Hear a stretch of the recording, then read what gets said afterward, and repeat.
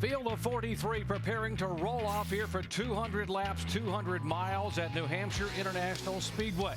Our championship analyst team, Dale Jarrett, Andy Petrie, have made it up from the pit studio where they were visiting with Brett Musburger early. We are set to call what should be a great race here today. Let's take a look at our Camping World 200 starting grid. As reigning series champion, Kevin Harvick picks up his second career pole of the year. He will lead them down alongside current points leader Carl Edwards. And as you take a look at our starting grid, we'll visit with our in-race reporter, driver of the Roush Fenway Ford, Matt Kenseth, who starts 8th today. Matt Kenseth, Dale Jarrett, ABC. You have a copy? Dale. Hey, Matt, relatively short race today. Do you approach this any different? Well, track position is definitely important here in New Hampshire, so a couple things to think about is had that modified race and some different rubber out there on the racetrack right now. So I just got to work through that and, try to do the pit strategy right to be in the front of that. It's always real important to be in the front here. Okay, we'll talk to you later on. Good luck. Thanks. All right, we'll also be visiting intermittently today with his crew chief, Drew Blickensderfer, who's been running around trying to get everything sorted out on pit road. Now, we will be carrying 8 high-definition onboard cameras in our coverage today. And along with those you've already seen, there they are: Clint Boyer, Mike Wallace, Matt Kenseth you've already heard from, Kevin Conway, Kevin Harvick, David Gilliland, Stephen Wallace, and David Rudiman, carrying high-definition onboard cameras for our live coverage here today. Well, we are just moments from the green flag as we head down the pit road once again and check in with Dave Burns.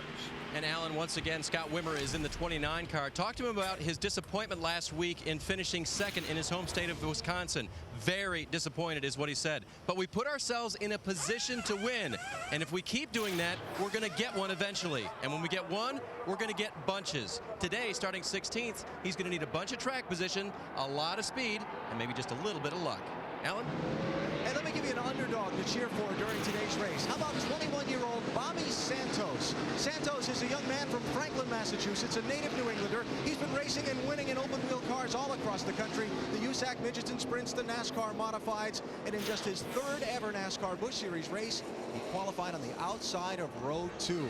Bobby Santos, remember the name? Keep an eye on him today. He starts in 4th place. Doc? All right, thank you, Alan. Young man hoping to shock the nation today by overcoming some of the veterans here. Take a look at this racetrack. We're talking about a 200-lap race, just over 211 miles. Pit road speed 45 miles an hour. The pit window, that's going to be very interesting. We'll get our analysts to talk about how that could play into the hands of certain guys. Only 12 degrees of banking on the turns, 2 degrees on the straightaway. Well, under beautiful blue skies here in Loudon, New Hampshire, 43 of NASCAR's finalists are buckled up and ready to race for 200 miles. Last year's champion, Kevin Harvick, alongside this year's points leader. As we invite you to sit back and enjoy as we come to the green flag and go full throttle. Race cars off.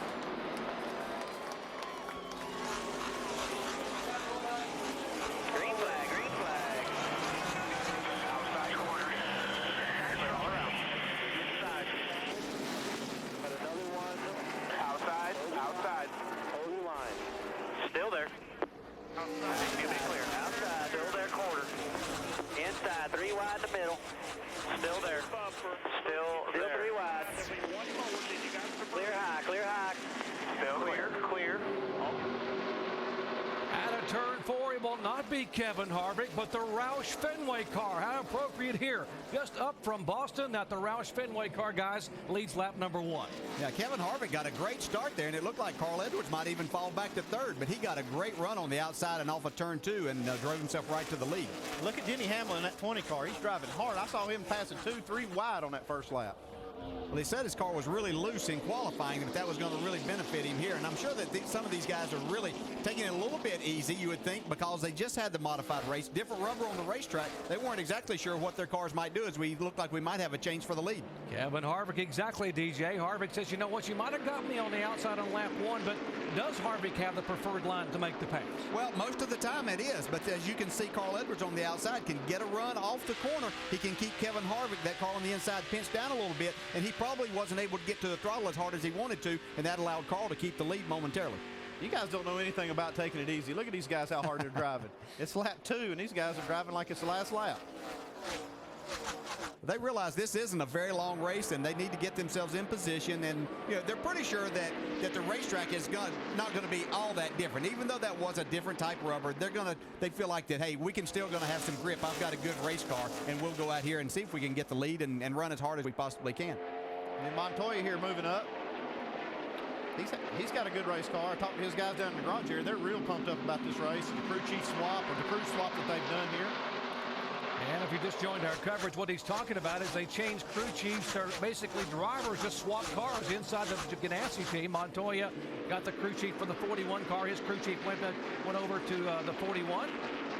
Yeah, this would probably be more than a crew swap. It'd probably be a seat change, because I think all they did was take the seats out and have to go over to the other team and make that change. Looked like I saw the 42 car go in turn 1 and bottom out a little bit. I saw a little smoke kind of out of the middle of the car, like maybe the low air pressure. Car bottomed out a little bit. We see Tony Stewart move by him. And Tony's trying to move up under Matt Kenseth. As we look at Tony Stewart making only his second start at New Hampshire, the 33 car. And you heard him say in a pre-race show, DJ, that he was very happy with his car on a long run in that final practice yesterday. Yeah, and when Tony Stewart's like that, I think you better watch out, because I consider him one of the best that's ever raced at this racetrack. When Rusty Wallace was racing, I looked at him as, if you're going to win this race, that's the guy that you got to beat. Regardless if his car's perfect or not, he was always going to have it at the front. Tony Stewart's a lot like that, too. You talk about a good long-run car. We're on lap 5, and he's just picking them off one after another. He looks really strong. You see him drive up underneath David Gillen in the 25 car right on the bottom of the racetrack. You see that progressive banking, that outside groove, it really makes it difficult to complete a pass. You can see these guys, they can drive up under somebody, but you just can't clear them very easily. Like right here, we see Tony Stewart just dive down in the corner. But he can't quite yeah, there he gets clear. Yeah, and he's down off actually where that banking starts. He's down on a part of the racetrack that we would really consider the apron, but we use that to really at times get the car turned a little bit. It'll actually de-wedge the car just a little, as we see Tony down there. He likes to run down there, get his left side there. He'll de-wedge it, get his car turned to where he can head the other way in a hurry. Yeah, one car on the move, by the way, headed toward the front. It's the 10 car of Dave Blaney in the Toyota, and Alan, he's making his way to the front in a hurry. Yeah, but it's going to be tough. They figured, Doc, that they could pick up 10 or 15 spots fairly easily because they had a top 10 speed car where qualifying was concerned.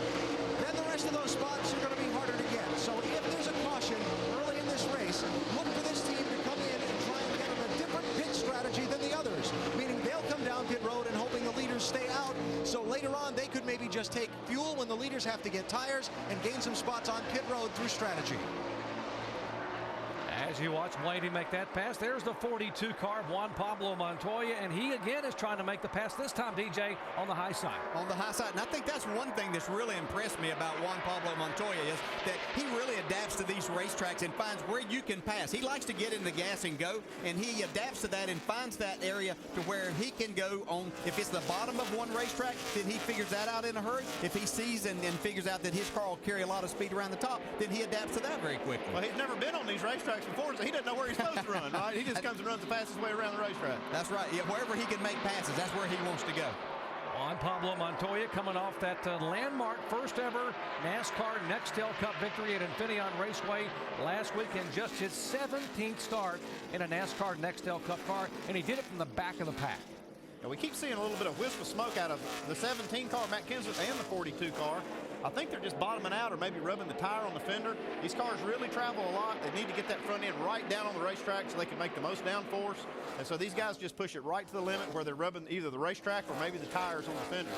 Yeah, and as we talked, this is a relatively smooth racetrack. They've done a really good job with it, but over the years, as we bottom these cars out, it makes some places, and it is on the entrance of these corners to where it's not quite as smooth. And you'll see the cars, as they hit those spots, travel just a little bit more. And as you say, they're probably rubbing the fenders with the low air pressure, and that'll go away as we go on throughout the day.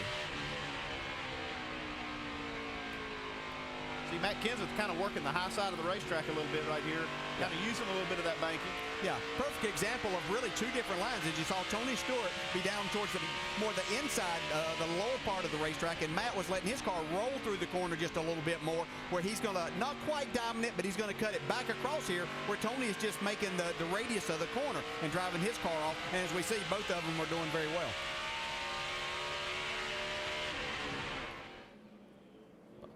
All All right, here's our leader, Kevin Harvick, who led lap 3 on. He was passed on lap 1 by the 60 car of Carl Edwards. Well, in case you just joined our coverage as we go to break, we'll give you an update on the sights and sounds of the day thus far here at New Hampshire. Back with more live Busch Series action in just a moment.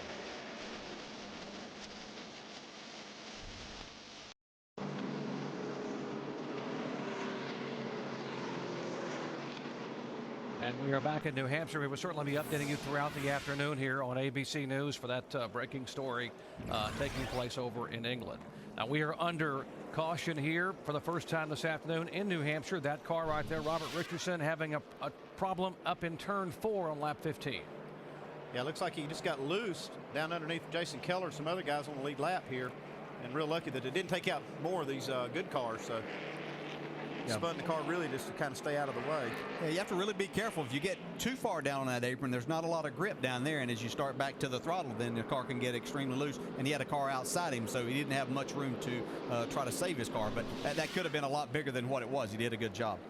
And with that caution coming out, the 44 car Mike Harmon becomes the lucky dog. He was the first car 1 lap down, and Aaron's lucky dog gets the free pass, gets to go back around the pace car and get back on the lead lap. And by the way, none of the leaders came on the pit road because it was just too early, right, crew chief, in order to make a difference in fuel? Well, these leaders couldn't afford to give up the track position this early, but we did see some of the guys from like midway or on back towards the back of the pack come in and get some tires and some fuel and maybe try to set themselves up for a little strategy play later in the race.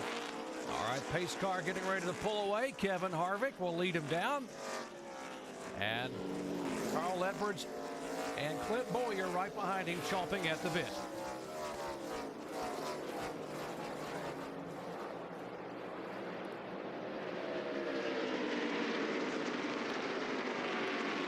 On the start of the race, we saw the 21 car of Harvick sort of hugged the inside, and Edwards got high, DJ, but that didn't happen here on this restart. No, it didn't. You could see Kevin drive his car down in a little bit harder and go up a little bit more in the center of the corner to get a better run off of turn 2, and that seemed to work a lot better for him. As we see Tony Stewart here trying to work on Bobby Santos through the inside. Bobby has done a terrific job to this point with that race car, but we know that Tony Stewart is one of the toughest competitors. We see that inside line right there. Tony will use that banking, slide up a little bit, and then get a good run off the corner. Well, how about that for a discrepancy in experience? Stewart, a 2-time Cup champion, and Santos making only his 3rd ever start in the NASCAR Busch Series. Gives him great experience being able to race with guys like this right here. Here's Clint Bowyer as you take a look at Denny Hamlin, the car that won last week at Milwaukee. Looking back from Clint Bowyer's onboard camera. Yes, I was watching practice yesterday. I saw Clint Bowyer what looked to have what was the best car in practice. Now, that can always change when you get in race conditions, but his car just looked better. The longer that they ran, his car seemed to stay with his lap times a lot better. Others would fall off. Now, he may not win this race today, but by yesterday's practice, he looked like that he had the car to beat. Yeah, everyone in the garage area was talking about that. He was the guy to watch here after that performance here a year ago. Now, we talked about young drivers, and the 21-year-old Bobby Santos, you heard Alan Bestwick talk about it. He is following in the footsteps of his father and grandfather, but he has slid back just a little bit here in the early laps. Right, Dave?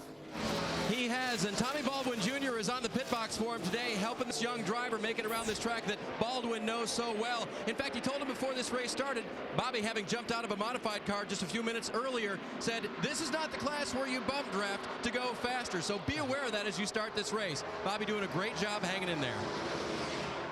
He did finish 7th in the NASCAR modified event that was held earlier today here, and he was running as high as 5th most of the afternoon, making only his 2nd start on the modified. So a young driver trying to follow in the big footsteps that his dad and grandfather made, showing himself pretty well here at the home track. Yeah, doing a great job. And yeah, that modified race here is one of the best races that we see all year long. But this obviously is totally different racing, but he's doing a terrific job. You know, the restart was a little difficult for him. He didn't know exactly what to expect there, but he did a good job of getting himself settled back in now.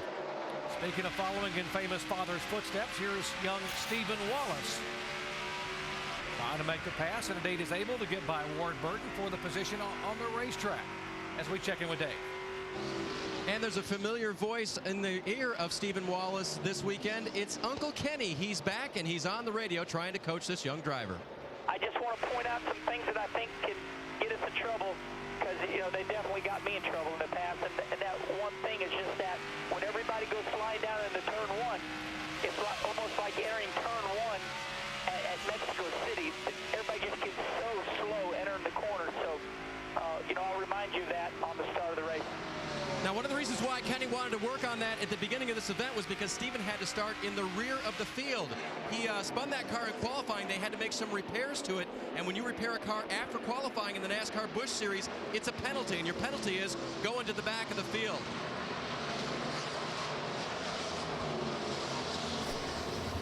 We'll show you what happened in this qualifying. Just coming off of turn 2, and the car just snapped around, and he was lucky to keep it out of the wall. Yeah, this was just coming out of the pits, and you ask how that can happen. You're trying to get up to speed and carry as much speed into turn 3 as you can, and you got cold tires and a racetrack that doesn't have any banking. So he's not the first one to do something like that, but he's done a good job so far of keeping his nose clean and working his way up through the pack.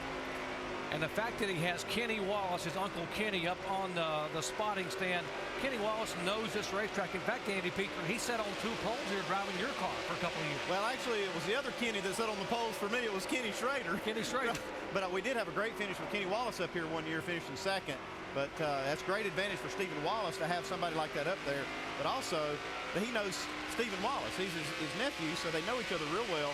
So it's a great advantage to have him up there. Yeah, there's no doubt. Yeah, Kenny Wallace is as good a race driver on these type of racetracks as anybody out here. He's taken equipment before that wasn't really capable probably of running up front. He sat on poles. He's run good in the races. So having someone like that to mentor you is very good. I mean, it's going to be great for Stephen as much as Kenny can be around. It's only going to progress him faster to becoming a really, really good race driver. Remember, Stephen Wallace has never been here in a race car on this track until this weekend. Well, here are the guys that have been here quite a bit, and they are awfully good up front. Kevin Harvick, who sat on the pole, he still holds a track record that he set here a couple of years ago. In hot pursuit is Clint Boyer, and Boyer now getting better and better. He was the guy everyone thought would be the car to watch today, and he's now beginning to move in a little bit on Kevin Harvick. Kevin Harvick, the reigning NASCAR Busch Series champion, showing the way here in the early laps. 30 complete, 170 to go. Like this, like this. Baby, do you want it like this?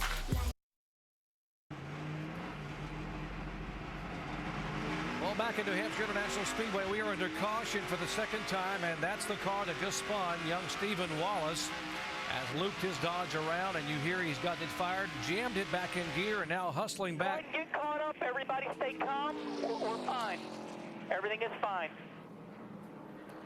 And the calming voice of his Uncle Kenny Wallace from the spotter's side. There's Kelly Byers. His Ford involved in this most recent incident. You see the damage on the right rear. You see him racing hard down in the middle of 1 and 2. As we said, you have to really be careful here entering the corner, especially on the inside. Your car's already light, and then it gets a little bit more so, and you run out of racing room. And you can see Steven, you're trying to make the pass going down into the corner. Just too aggressive right here. He goes in too hard, right underneath this 47 car, Kelly Byers. And, I guess they're going to have to pull those reins just a little tighter on Steven. Okay, fired back up. Kenny Wallace is going to have to tighten up a little bit on this young man and try to keep him a little more calm. And now, isn't that what Kenny was just saying a moment ago about having him be very patient entering one because the car's back up a little bit? Well, under caution, pit stops the order of the day as they go scrambling on pit road for the first time. Kevin Harvick's car down and away. 4-tire change there for the Childress crew.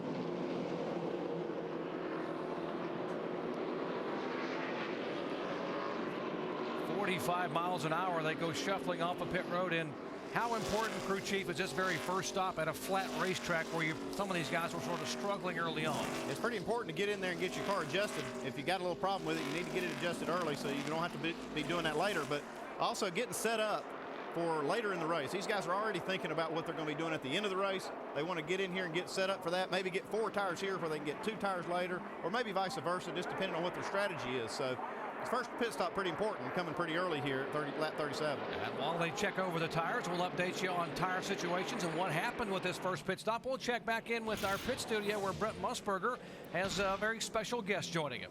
Yeah, Dr. Punch, and when we think of young drivers stepping up to the Cup Series, Martin Truex Jr. He won the Busch Series in 2004 and 2005, which included a win here at New Hampshire. He is in the pit studio with us. And first of all, Mark, happy birthday. I know yesterday was your 27th birthday, and nice way for you to celebrate. You qualified 9 for the Cup race tomorrow. Do you miss not competing in the Busch race on the day before the Cup race? Yeah, I do. I miss it a little bit, but we plan on running a few more races throughout this season, and we're planning and trying to put together a schedule for next year of about 10 races. So looking forward to that. I love racing in the Busch Series. It's a whole lot of fun, and you know, looking forward to the race out here today. They're doing a great job so far. Well, let me ask you about the races. They get ready to go back green again. What have you seen with the cars, and what are some of the keys to being successful in New Hampshire?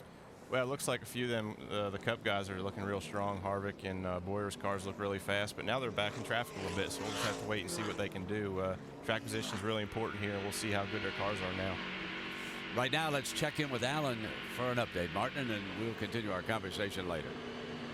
All right, Brett, pit stops under the caution for Matt Kenseth. 4 tires trying to help his car's front end grip, try and get it turned in the corner a little bit better. Fairly smooth stop for Matt Kenseth. Mike, rather. Clint Bowyer comes off pit road. He's in 6th position right now. Car started off a little bit loose but got tight. Therefore, they raised the track bar. Also made an air pressure adjustment in the right rear and put on 4 scuffs. Dave? My Carl Edwards car was a little trouble going through the middle of the corner. He wanted it to roll better, so they made a track bar and air pressure adjustment. But he had trouble seeing his stop board when he came onto pit road. He said, guys, we got to get that in a different position next time, or I won't be able to find where to hit my pit stall. Jamie? Dave, Kevin Harvick, very racy today. The crew's all looking at each other like, where did this come from? He came into his pit box. He said he's just a little bit tight off, so they made a right rear air pressure adjustment. He was out of his box so quickly they weren't sure if he beat Reed Sorensen, but indeed they just said he was quicker than Reed Sorensen. And we're going to go back upstairs. All right, thank you very much, guys and girls. Updates on those pit stops, those critical first stops. Everyone pitted except the front 2 cars who have eventually made their way down, and that will be the 11 car of Jason Keller, who's being shown as our leader.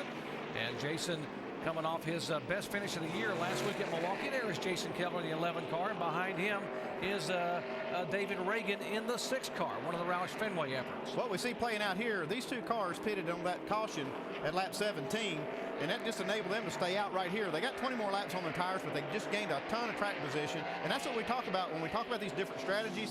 All these guys on pit road having a little different agenda to get their guy up front, and here it is with Jason Keller leading the race. And here's our lucky dog, Brent Sherman, showing a little bit of tire smoke as he was trying to hustle that car, Dale, right back around to get caught up with the field, and he will indeed do that as Jason Keller is behind our pace vehicle, who will pull it off. And under what is a beautiful afternoon for racing here in central New Hampshire, the NASCAR Busch Series stars will get back at it. 40 laps complete, 160 to go. As the pace car pulls away, we'll eavesdrop. Listen in as we go full throttle. You ready? Ready. Green, green, green. Green flag, green flag, green flag. All around, all around. Still clear. Still clear. Outside. Outside corner.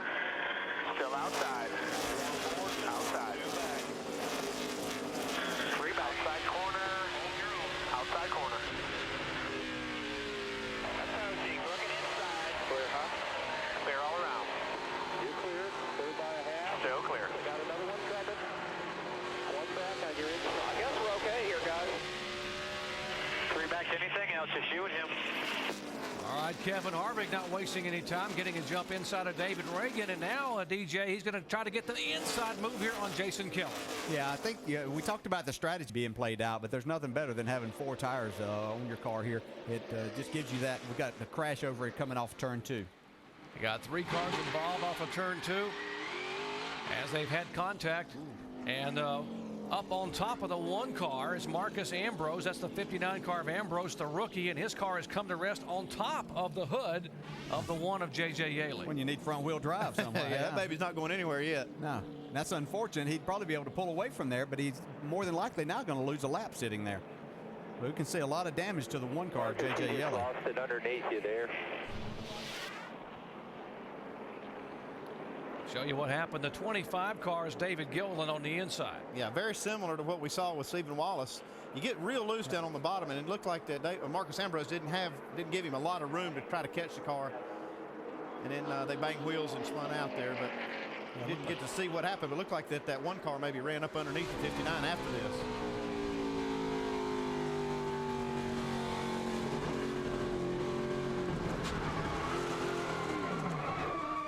It's a really flat part of the racetrack. We talk about how flat this racetrack is anyway, and you're on the bottom. I mean, this is literally almost off camber down there, and trying to get traction there is difficult, especially when you've got low air pressure. So it makes it very difficult to try to make that pass. You really lose a lot of grip, and you need a little bit of room to catch that. And obviously Marcus was trying to run his line and not give him that, and just made for an unfortunate situation between those three cars. Too bad for J.J. Yaley, too. He needs a good run, and that was nothing of his doing. He was just trying to avoid this wreck. And Marcus Ambrose, the impressive rookie driver from Tasmania, had come off 2 great runs in back-to-back weeks, but it comes up early here with problems at New Hampshire. Back with the green in just a moment.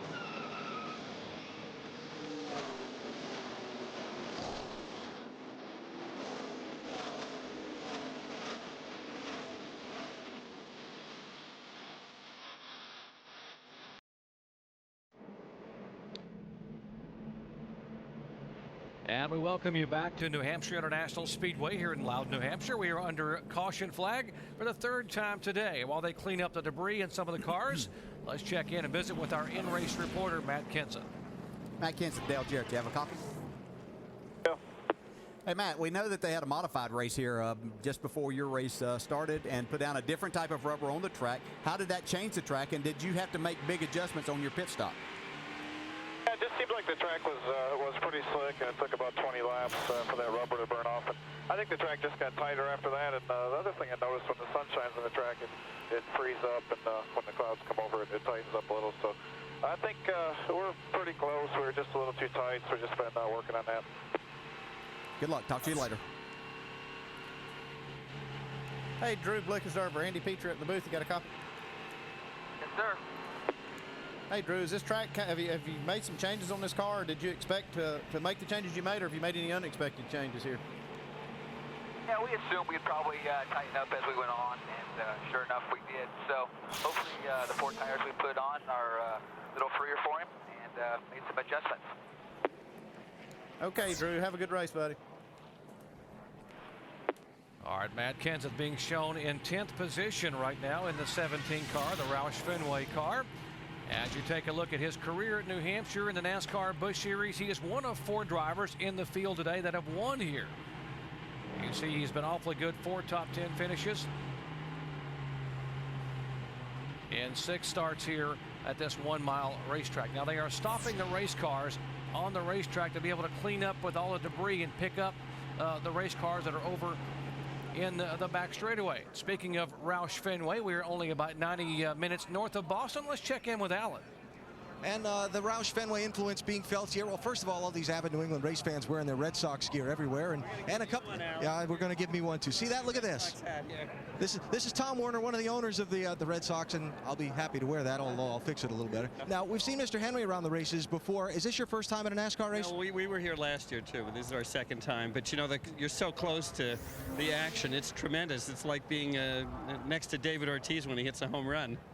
The Roush Fenway Alliance, you had all the drivers down at the ballpark last night. We had all the drivers. We're trying to explain to all our great Red Sox fans, not just in New England but the nation, how exciting NASCAR is, and our sponsors are involved with this day. And tomorrow we're running a Red Sox car, and Carl Edwards is racing it, and it will be terrific for the Red Sox fans. I hear Carl did pretty good with his first pitch last night, but the rumors of the scouting department looking up were not true, were they? We were looking at Jason Varitek. I don't think he'd ever caught a ball on a first pitch that was anywhere near that. I think he was quite shocked when Carl threw it. He threw a ball probably about 90 miles an hour.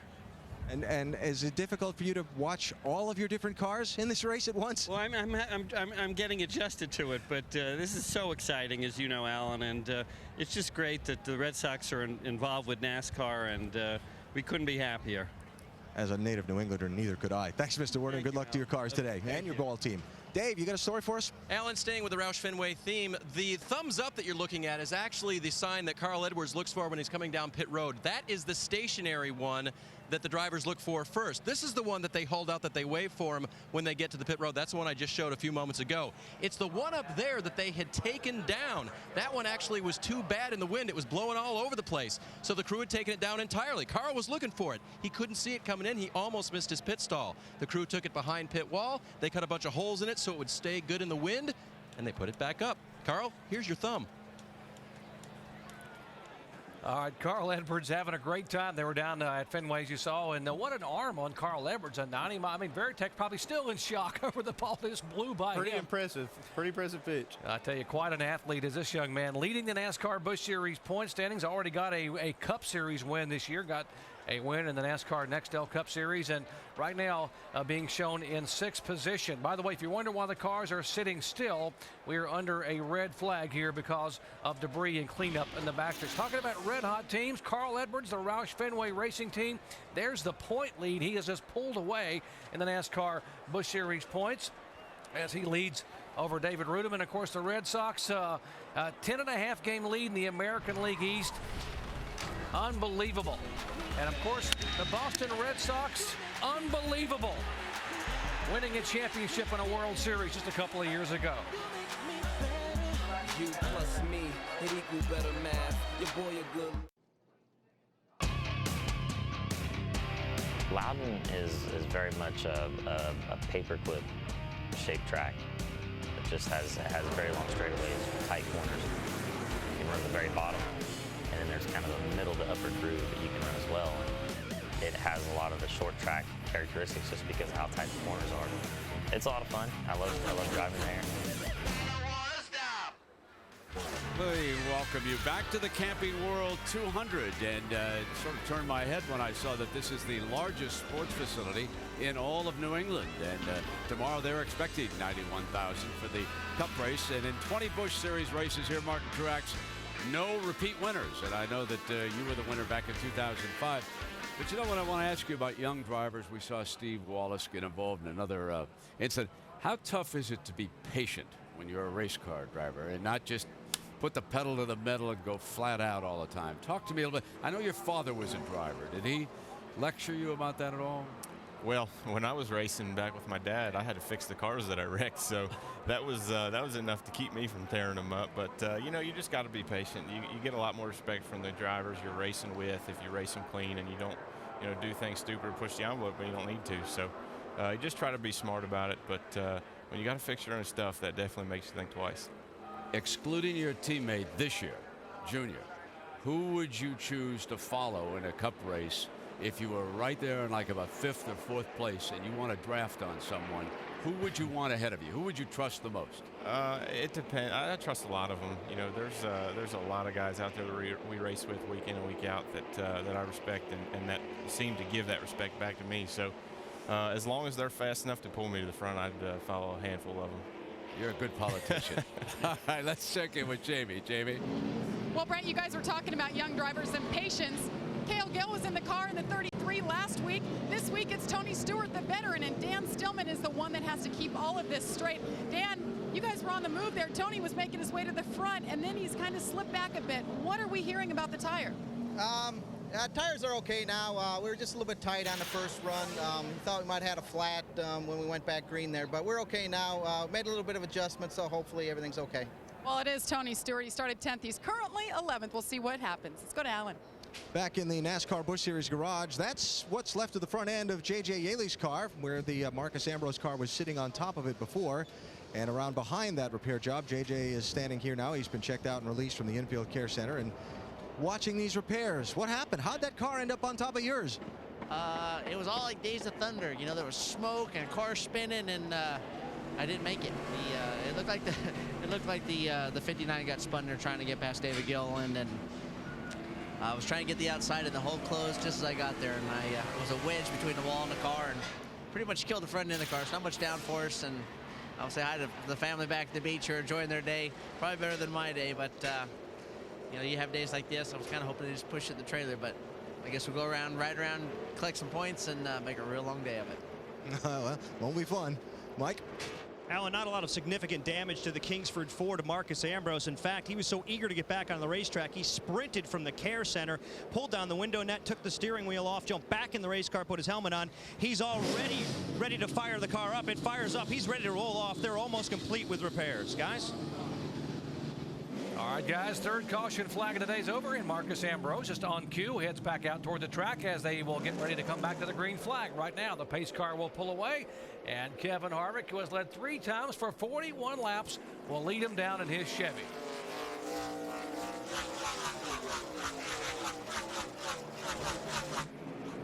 Harvick's been awful good on these restarts anyway, so you expect him being out front to be able to get that going. We see Denny Hamlin trying to take over the second place from Jason Keller right now. It seems like these guys are, more and more eager to get going on these restarts.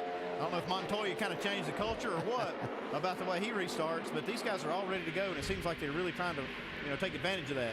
Yeah, I think the racetrack dictates some of that too, because you have a racetrack that's very difficult to pass on. If you can get something on the restart here before somebody else might get their car up to speed, then it helps. Now, I've got a question for Martin Truex. Martin, you've been awfully good here. I've watched you over the years, and I think you really have a good feel for this racetrack. Is there something about the track that suits your driving style, or did you just adapt that well and then had good race cars?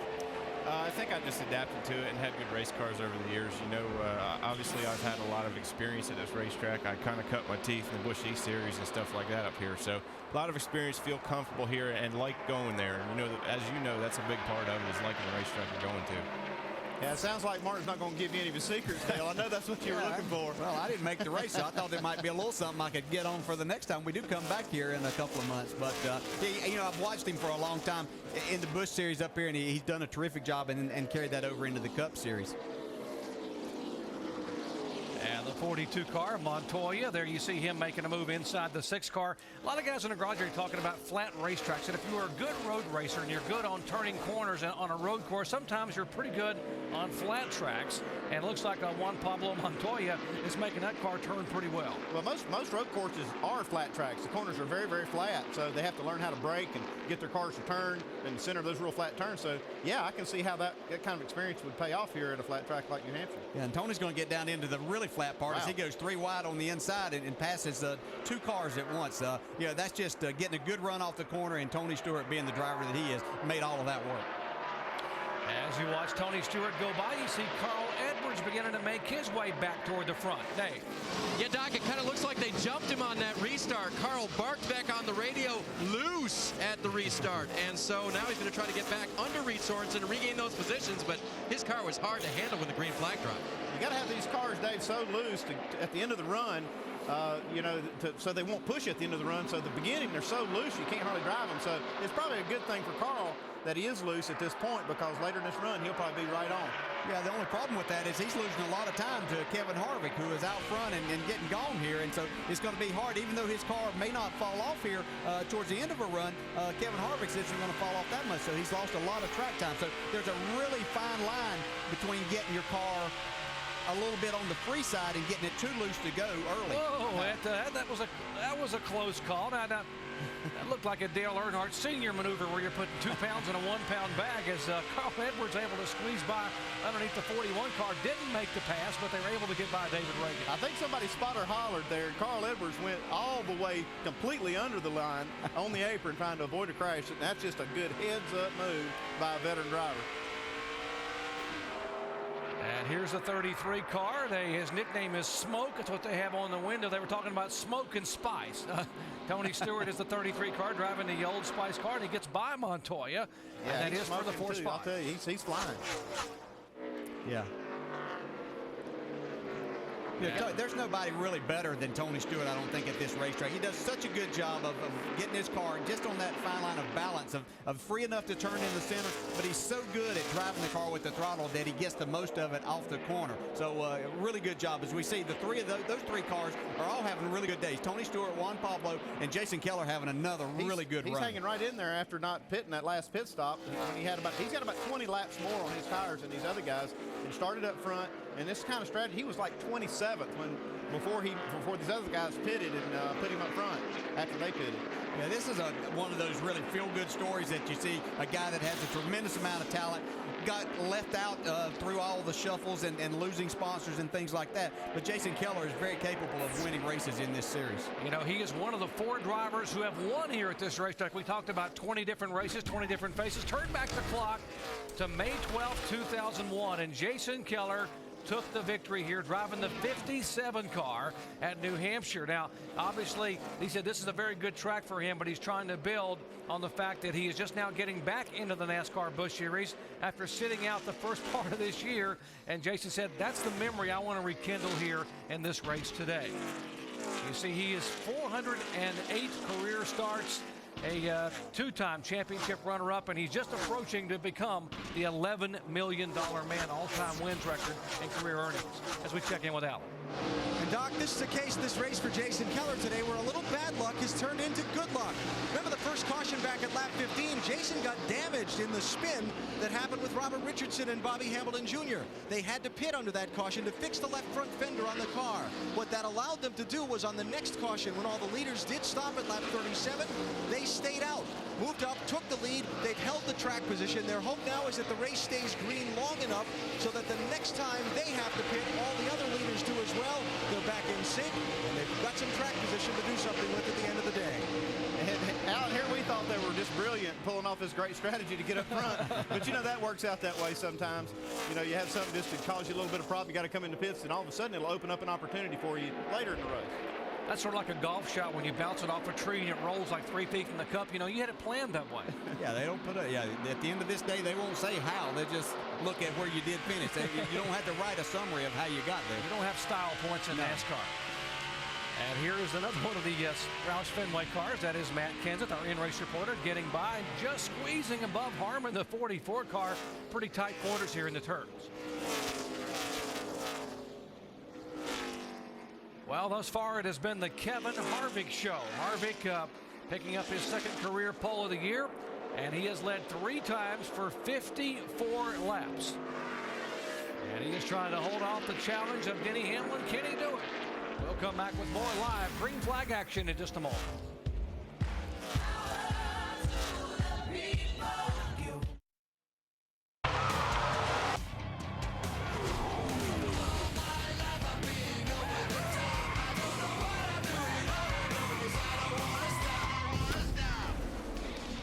Aerial coverage from New Hampshire International Speedway is brought to you by Goodyear. Get there on Silent Armor Technology. I'm Brent Musburger in our pit studio with Martin Truex Jr. And tomorrow, Martin will start from number 9. Now, with Dale Earnhardt Jr. moving on to the Hendrick team, you are about to move up to number 1, young man, on the DEIs. Do I assume that correctly next year? Yeah, I think so. You know, we're kind of taking over that role, but I think as a race team, we're prepared for that. We've been building towards that since we were running the Busch car back, you know, a few years ago. So just working our way up, and the important thing is for us to keep our performance level up, keep working hard, and go out and win some more races. You know, we're the only DEI car to win a race this year, and hopefully we can do it a few more times. And you know, hey, somebody's got to be a number 1 guy, so we're looking forward to it. Great win at Dover in the car tomorrow. So good luck here tomorrow in New Hampshire, Martin. Nice having you with us in the pit studio. I appreciate it. Thank you, guys. You do a great job. Keep it up. Well, there we see Kevin Harvick in a Chevrolet. In fact, Chevrolets are running 1, 2, 3, 4 right now. Jack Roush has 5 cars from the Roush Fenway team right now. But Carl Edwards has the best spot. He's number 6. His teammate Matt Kenseth and the other Ford is running number 7 right now. And there you see Carl trying to chase down that fast Colombian, Juan Pablo Montoya, who won his first Cup race last week out in California, as they go battling on now for 5th place here today. We've had 4 lead changes, and we've had 4 cautions in this race so far. Edwards actually struck first and led the first 3 laps before pole sitter Kevin Harvick took over. And as Jerry and the gang have been telling you, they have been dominating on top of this race right now. And Denny Hamlin, who got into the car in Milwaukee and won a week ago, is sitting in second place. And right now, let's go over to the Chevy Cutaway car and Tim Brewer. And Tim, it's a little warm out there. What's the effect, and how do you keep these cars cool here, partner? Thanks, Brett. What we've got right here is a bead blower fan, and what we do here, we utilize airflow coming through the fan, which the driver controls with a panel on the ignition box over here. Blows the air through the hose into the bead of the tire right in this area right here, which keeps the temperature from building up, which keeps the air pressure from building up, so the cars turn better through the middle of the corner. Back up to you, Doc. All right, thank you, Tim, very much. Appreciate the exhibition and display about how you keep the cars cooler. For more information on how this works, log on to ESPN.com, search word know-how, and understand how this works with the NASCAR Busch Series and Nextel Cup cars. 74 laps of 200 are in the books, and has been the Kevin Harvick show thus far. Kevin driving a brand new car this weekend, and obviously this has become his favorite because the car is just turning like it's on a rail in the corner. Yeah, you know, Kevin, he's hit that perfect balance of what you like. He's able to strike out there on cold tires, get himself a good lead, and then he's able to run about the same lap times as the guys in second, third, and fourth are. So he's got the perfect scenario working for him right now. Even though that 2 car, Clint Boyer, I think, maybe just a little bit better as we continue to get a few more laps, but it's not enough that it's like he's going to be there in 2 or 3 laps. It's going to take him quite a while. I keep seeing that 20 car sneaking up there too. Denny Hamlin, I think he's going to be up there too here before long. And one of the cars we followed early on, as you see Kevin Harvick go by, was the Dave Blaney Toyota. And Blaney, if you just joined our coverage, was in the Nextel Cup car practicing and was forced to go to the back of the pack to start because he missed the driver's meeting. But Alan, he has been able to make his way to the front, but then recently had some troubles, right?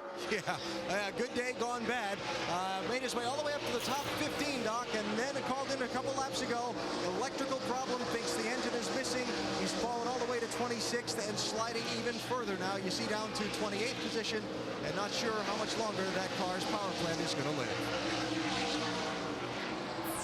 So a tough ending for what has become a good weekend. By the way, that car, Dave Blaney, or not that car, but that driver on the pole for the first time for Toyota in Sunday's NASCAR Nextel Cup Series event. And speaking of good runs, give a call to the Ganassi team. There is Juan Pablo Montoya. Both the Ganassi cars. There's Montoya, who's being shown in 5th position.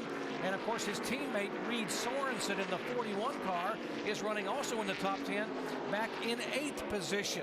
There you see Montoya go by. And this weekend, one of the big stories was the crew chief swap. And you would think, DJ, it would take a little while for maybe that chemistry to develop, but obviously these guys have called them in a hurry. Well, they have, and you know, obviously what they were trying to do was they were trying to shake things up a little. Their Busch program wasn't doing exactly what they thought they were capable of doing. Sometimes it's just a little bit of communication gap that you have, and you just need to change things up a little bit, and hopefully it's going to work for a long time. You like to, a lot of times you see it, you know, it's just like getting a new putter or something. It'll work good right from the very beginning, and then maybe it phases out. But I think that what we will see is both of these teams probably stepping up their level just a little bit. And you don't really know why that is. It's just something that happens as you change and put different people together.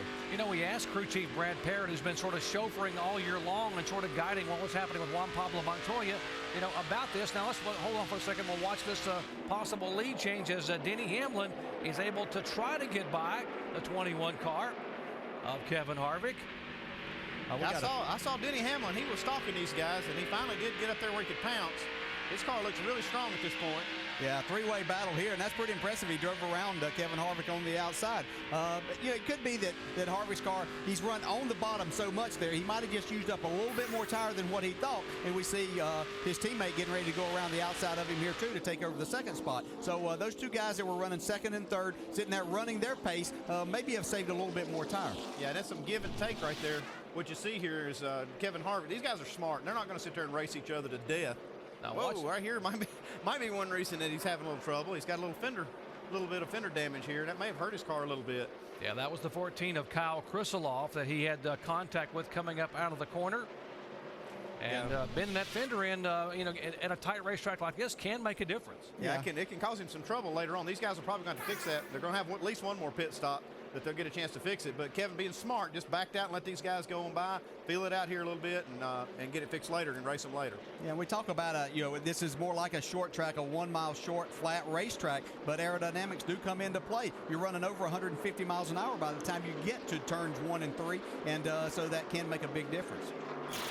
Now, prior to that lead change a moment ago, we were talking about the crew chief swap here with Juan Pablo Montoya and the 41 car of Reed Sorensen. We asked Montoya's former crew chief, Brad Parrott, about why they thought they needed to make the change. The performance of our two Busch teams haven't been anywhere where we needed them to be over the past 2 years, actually. I came in a year ago back in April, and Casey and I had success, top fives, had a win at Chicago. Yeah, we won a race this year at Mexico and had our runs. The Juicy Fruit team ran good at Kentucky a couple weeks ago, but we just still weren't an up-front, top-running team every week. And obviously the change is working because the communication has happened to get both cars for Chip Ganassi showing in the top 8. It's working for both teams. I'll tell you, when you talk to both crew chiefs, I talked to both of them down there, and both of them were very optimistic about this change. They look at it as something fresh. They go out here, maybe have a little better attitude. The team gets a little more pumped up maybe because they got something different going on, and it's paying off right now. And as competitive as Brian Patty and Brad Parrott are, they both want to beat each other, although they're on the same team. They want to prove, hey, I'm going to go over there. I'm going to make this car run even better than it was. And so it becomes an inside the team competition. You're exactly right. And I suppose that very question to Brad Parrott in the garage just earlier today.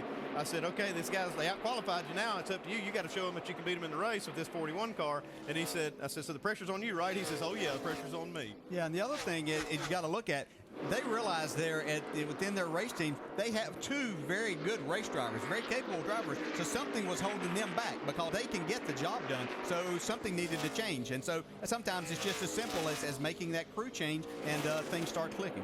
Well, let's listen in. Just a moment ago, we had Brian Patty talking to Juan Pablo Montoya. Montoya backs it down. We got a car way up on the wall, and that is the 0 car. Oh, heavy impact for Eric McClure. Good to see that winning net coming down. That means he's okay. Know what? Yeah, when we turned around to look over there, he was up on top of the wall. Well, heavy impact up in that safer barrier area between turns 3 and 4. Eric McClure's car got all the way up on its side. And fortunately, the window net down. That is the sign that the drivers are told in the drivers meeting. If you are awake and okay, drop that window net down to let the safety crews know. It's always a good sign when you see that window net come down after a hard wreck like this. Oh, look at this. Backwards already up on the wall. Wow. I bet he's glad that's a safer barrier instead of concrete. Almost tipped over there. Yeah, this is going into these corners again. You're running over 150 miles an hour, so the impact and for some reason with this banking, as we've changed that over the years here, we've seen as cars hit these walls a lot of times that they will get up in the air. Nothing quite that severe, but I don't know exactly what it is about the way the wall is and the banking that can create a situation like that. But it's nice to see he's okay.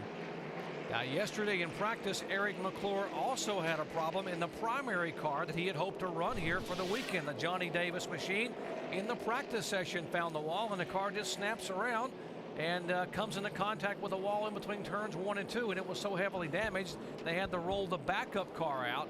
The car that you just saw a moment ago had the impact in the other end of the racetrack. Yeah, it's a tough weekend for these guys all the way around.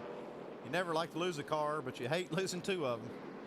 I tell you, that's tough when you get back to the shop and you got 2 cars that are torn up and you're trying to fix them to go to the next race. Yeah, it is. And again, we'll explain this is how difficult a racetrack this can be for young drivers coming in the first time. Eric was trying to get some experience here today. He had problems yesterday. We're just trying, I'm sure, to get some laps and get some experience with this. But again, very difficult track to negotiate. And something may have happened there, so we'll have to get that story later. All right, under caution for the 4th time of day, pit road is open, and they will be headed to pit road toward you, Alan Bestwick. Crew Chief Drew Blickensderfer for Matt Kenseth trying to talk out the strategy with Matt. The strategy here is to put their last set of new tires on here. Be about 110 laps to go. They've got a set of previously run tires for later in the race if they need it, and a small chassis adjustment. Mike? Clint Boyer experiencing the same sensation as he did the last run. It started out loose but got really tight. They'll make an air pressure adjustment, taking a half pound out of the right rear.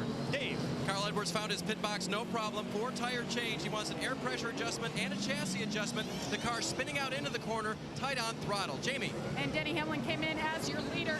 He said he's loose in the beginning of the run and he tightens up in the middle. The team wants to be proactive. They're just making an air pressure adjustment on that right rear, thinking ahead, and they're ready for the long run. And take a look at the race off pit road. Denny Hamlin's crew. How about Carl Everett's crew? Good job for PK Company. Gained 2 spots. And you see Matt Kenseth also, Drew Blickensderfer and company, gaining a couple. And the 41 car of Reed Sorensen lost 2 positions on this pit stop under the caution flag. So, guys, great pit work on pit road. Denny Hamlin's crew, after that win last week in Milwaukee, great pit work by the Rockwell Automation crew for Childress Racing.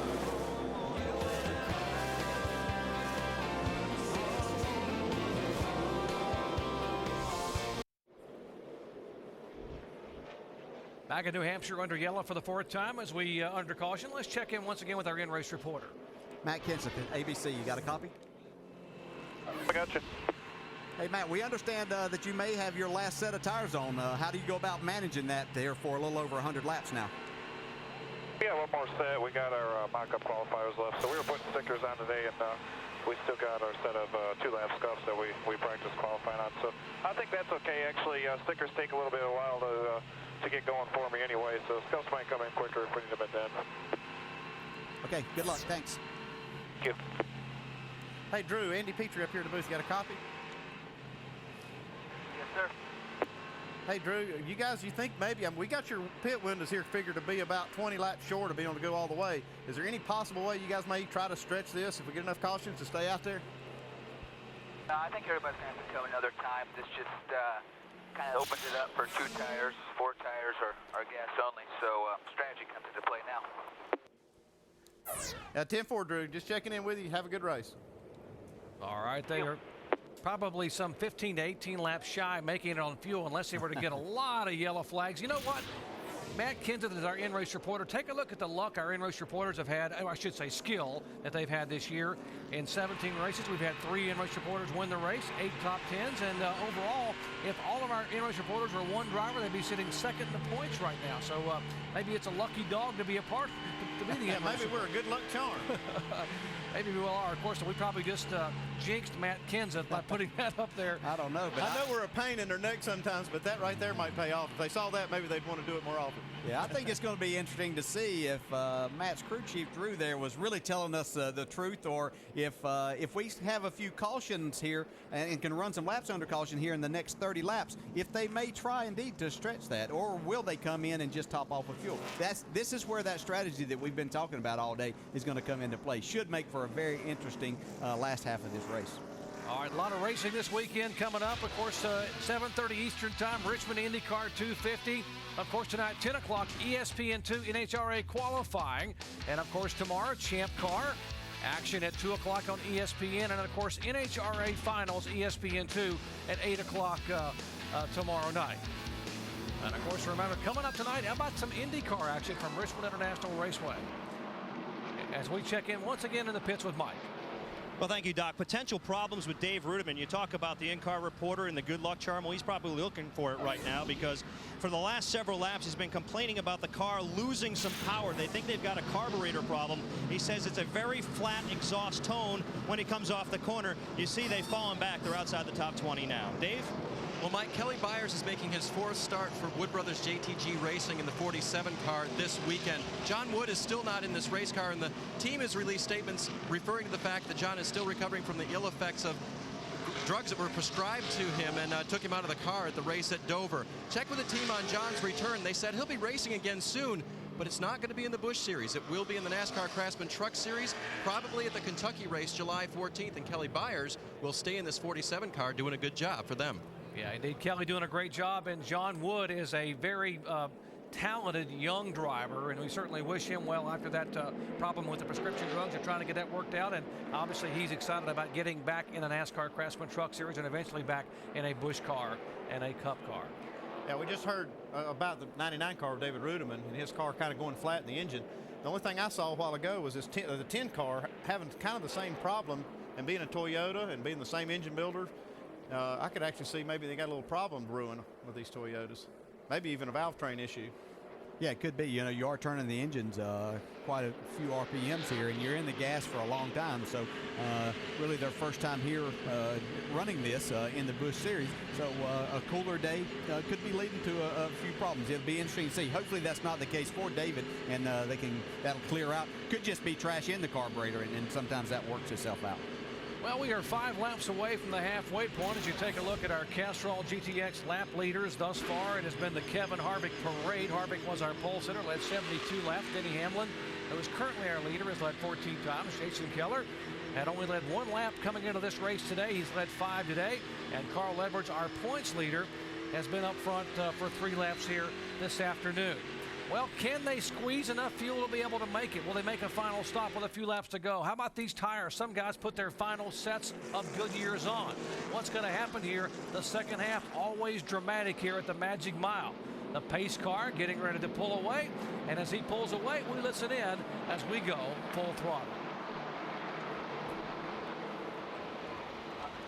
Pace car's off. Pace car's off. Be ready. Ready. Ready. Ready. Green flag. Green flag. Green flag. Clear about 1 side. Inside corner. Good. Clear all around. Clear back 7.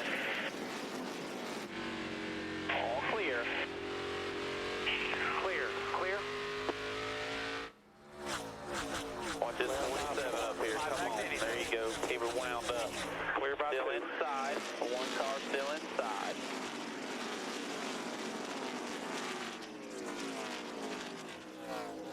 Beautiful job. All clear.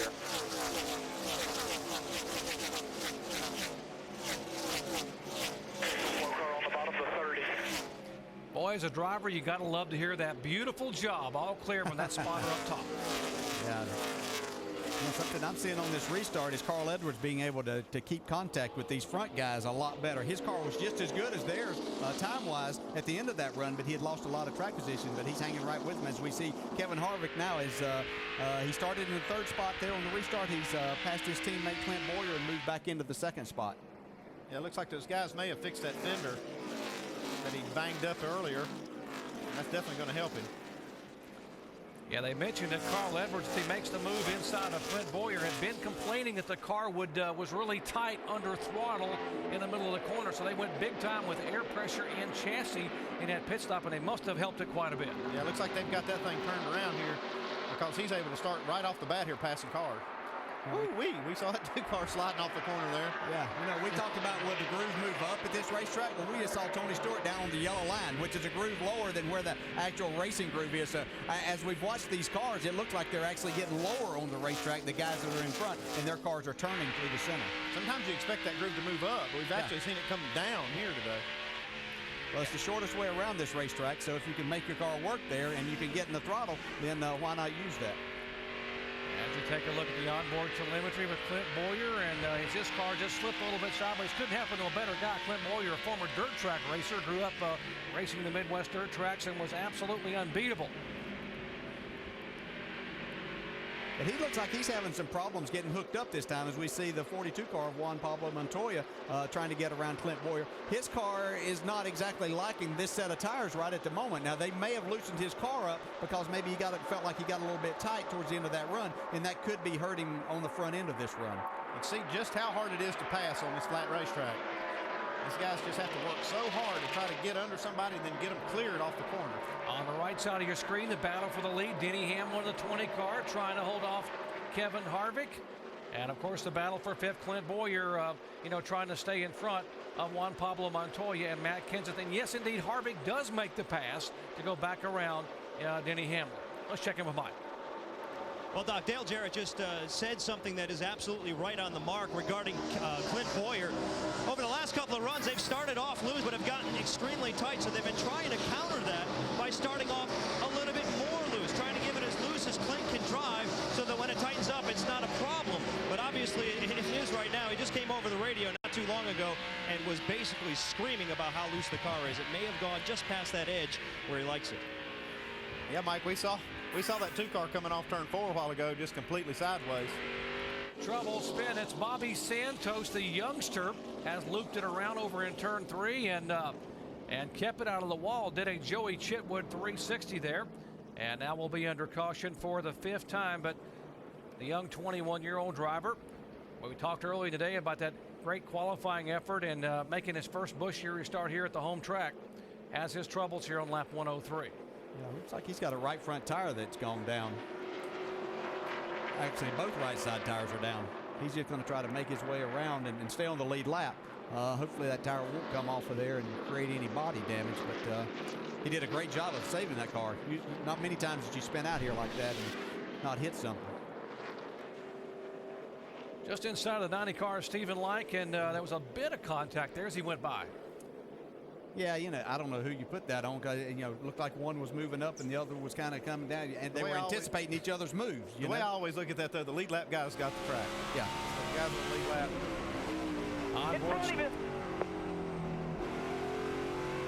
And on board Stephen Wallace's roof camera. Yeah. Stephen Light's he's already going to move down to get his angle into the corner there, and just misjudged Bobby Santos being by him and just turned in a little bit quick there. And fortunately, it wasn't any worse than it was. It's not so fortunate for Bobby Santos, who has to come to pit road now and get some new tires, but he can recover from that and continue on with what's been a good day for him so far.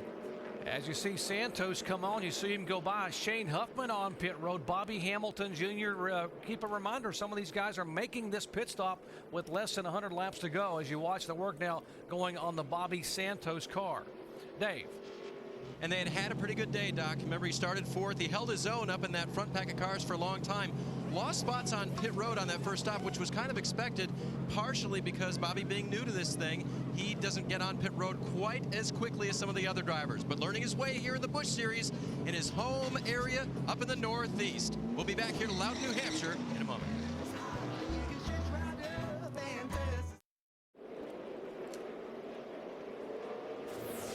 Welcome back to the Camping World 200 presented by RVs.com as we're under caution for the 5th time today. Perfect timing. Pace car pulls away and Kevin Harvick will lead him down to the green flag.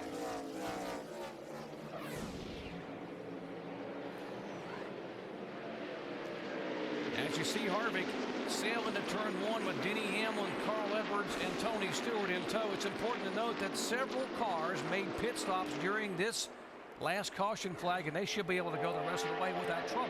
Yeah, there's about 5 or 6 guys there at the back that came in and popped off, and they may be able to make it to the end. Jason Keller probably being the best of those cars that did that or tried that strategy. So we'll keep an eye on Jason later in the race when these other guys make their pit stop and see if it pays off for them. If they make a pit stop. Yeah. Yeah, they may not. I'll tell you, these guys might try to stretch it. It'll be interesting to see. There's the Clint Boyer car that was slipping and sliding early. Let's check in his pits with Mike. And Doc, during the caution period, crew chief Dan Daringdorf, along with car owner Richard Childress, trying to comfort Clint Boyer about how loose the race car is, but you did promise you'll get him right for that final run. What do you plan to do? I mean, everyone's got to stop one more time, and this Camping World Chevrolet is really, really good today.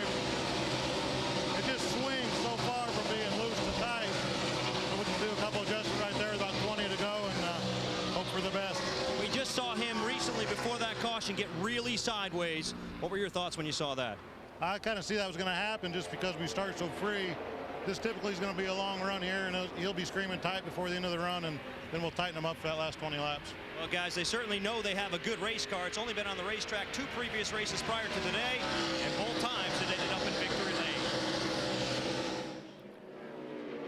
All right, some pressure coming from behind now. Juan Pablo Montoya, who just won on a road course in Cup competition, trying to get it done on a very difficult 1-mile oval here in New Hampshire. Yeah, I had to laugh to myself as Mike was reporting a while ago at Clint screaming on the radio about, your voice changes as a driver depending on what your car is. If it's tight, it's like you're mad because it's tight. And if it's loose, your voice goes up quite a bit. So it's interesting if you could hear these conversations. I think Clint's voice just went up right there. Juan Pablo ran him out of room off turn 4.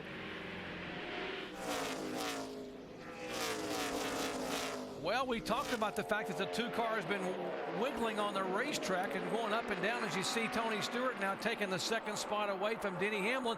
Why don't we ask our crew chief emeritus, Tim Brewer. Tim, how can you tighten that car up for Clint Boyer with brake bias? What, Jerry, all you have to do is come over here inside the car. The car is really loose getting in. You can't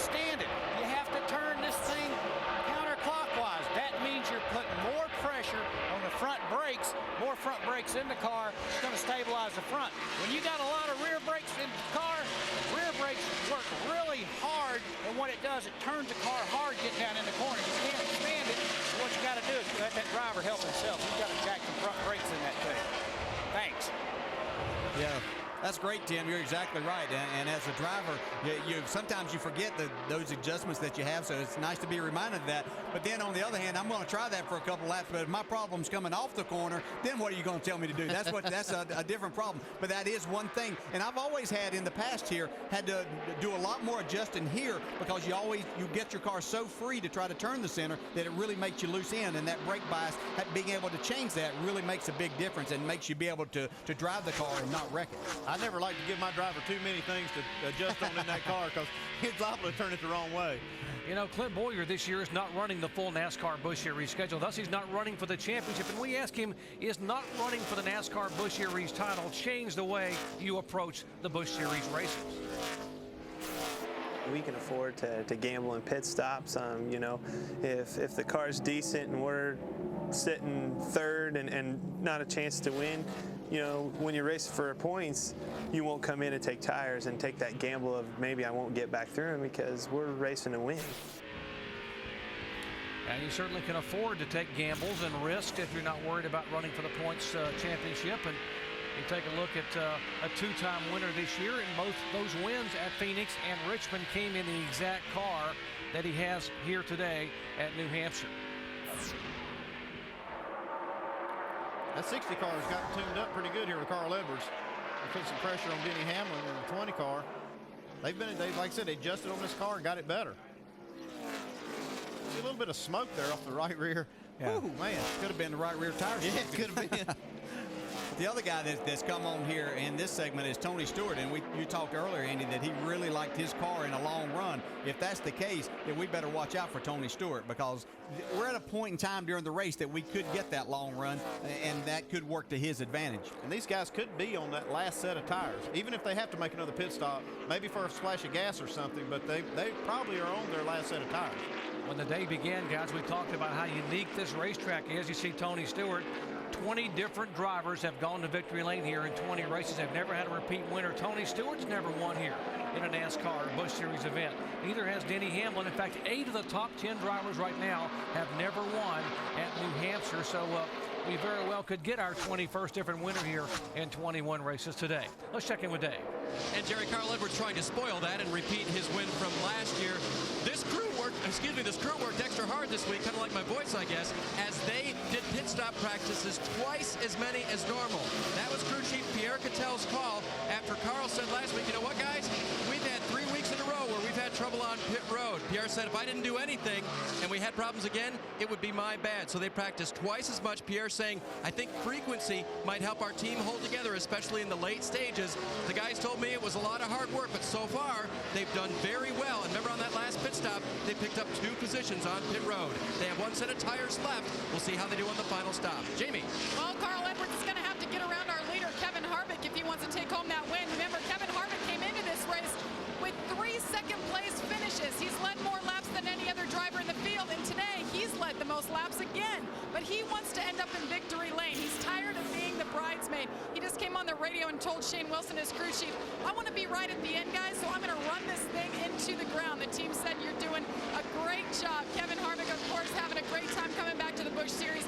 No pressure, no points on the line, so he's in that 21 car where he won the championship last year, and so far, so good. Doc? Kevin Harvick driving the Richard Childrestone car, as you said, Jamie, and of course the car that's chasing him or trying to chase him down right now, by the way, Tony Stewart, that's the car that Kevin and wife Delana Harvick own, so it could get very, very interesting before the final 79 laps. Oh, tough break, possibly a loose wheel vibration, Allen, on the 11 car? Yeah, that strategy they tried to play down to pit when the others didn't and then stay out later, that's all gone away. They think they might have left the tire loose and a vibration for Jason Keller. Yeah, boy, I tell you that right there it's so hard to make a mistake, especially if that last pit stop. They didn't want to make another pit stop, and they didn't really have to race anybody off pit road, so it's really hard when you leave a wheel loose on a deal like that where you're not really racing anybody off pit road. All the other guys were just staying out. Tough break for Jason Keller. And Kevin Harvick continues to dominate here, tries to become the 21st different driver to visit victory lane in 21 NASCAR Busch Series events here at New Hampshire International Speedway. Back after these messages and a word from our ABC stations.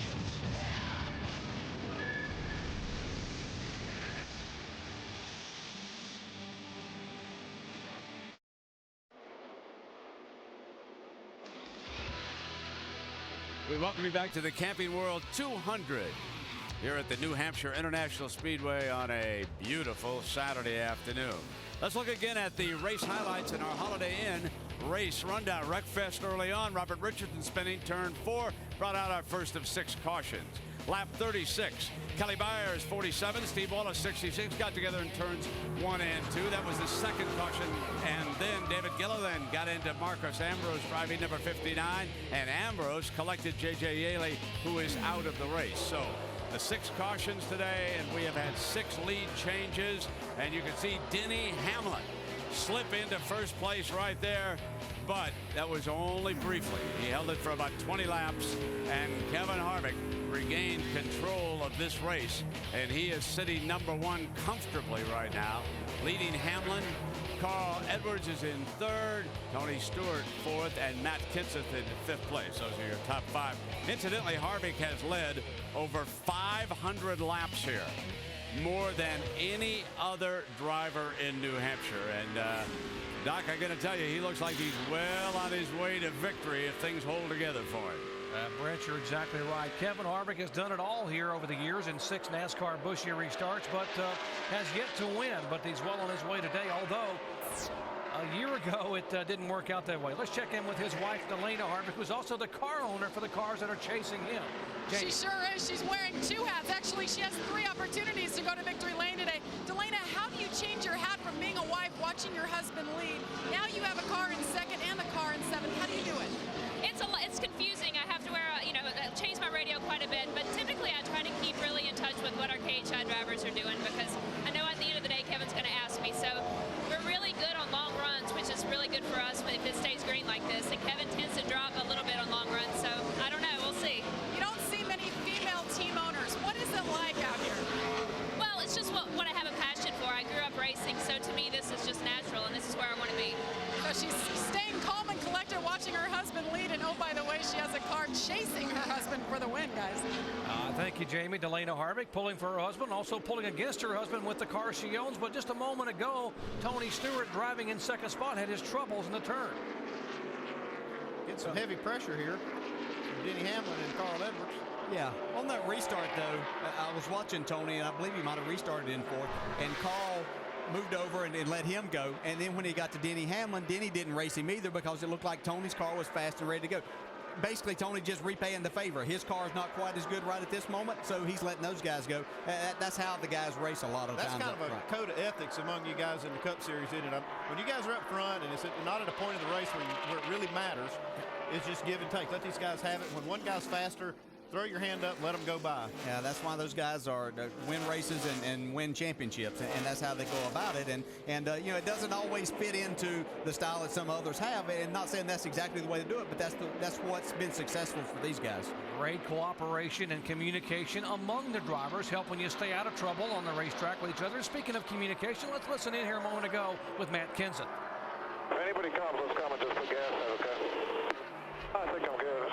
Leader's just staying out. I think this is a mistake, but we'll stay out here. Yeah, that probably is. He's thinking that was inside the window when that caution came out, that they might be able to make it on fuel. So he wanted to come in and get that fuel, thinking maybe it was a mistake not to, but everybody else, all the other top running cars stayed out, so he had to stay out with them. But he just voiced his opinion. He thought that maybe was a mistake. Well, speaking of fuel, let's check in now and see what the calculations look like. Alan? Well, here's the trick to those fuel calculations, Doc. All of those leaders, when they stopped, they were going to need 30 laps of caution between that pit stop and the finish in order to make it to the end on fuel, those stops coming at lap 89. Well, they haven't had those 30 laps of caution. They could still get them. These races have been known to be a little bit slam bang toward the finish if there's a yellow. But if not, then there's no way these leaders, including Matt Kenseth, are making the finish on the fuel they have on board. Yeah, you're right, Alan. They need, like you said, 30 laps of caution to be able to extend that range out there. They've had 12 laps of caution so far. So without some more cautions and quite a few caution laps, they're not going to be able to stretch this field.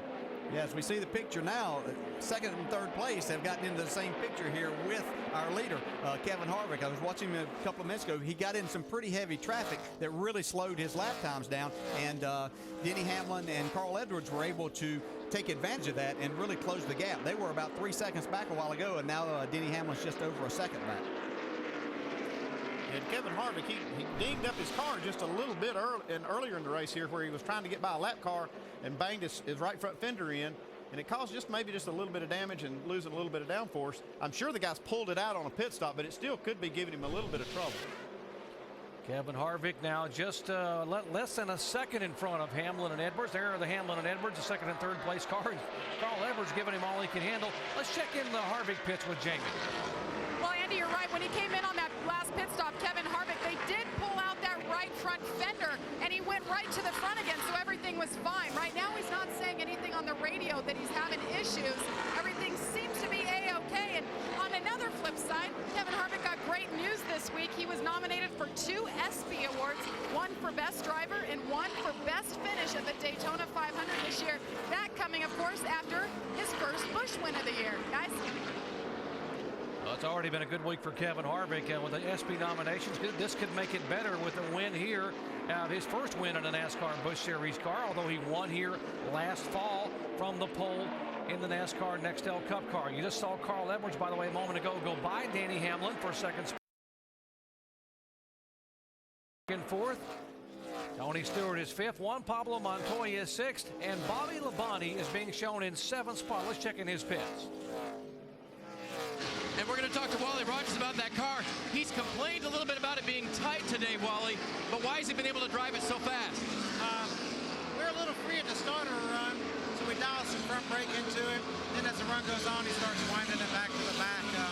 Bobby's doing a great job. This Dollar General team's needed a good run. We've kind of been struggling a little bit here as of lately, but kind of went back to what we knew what to do.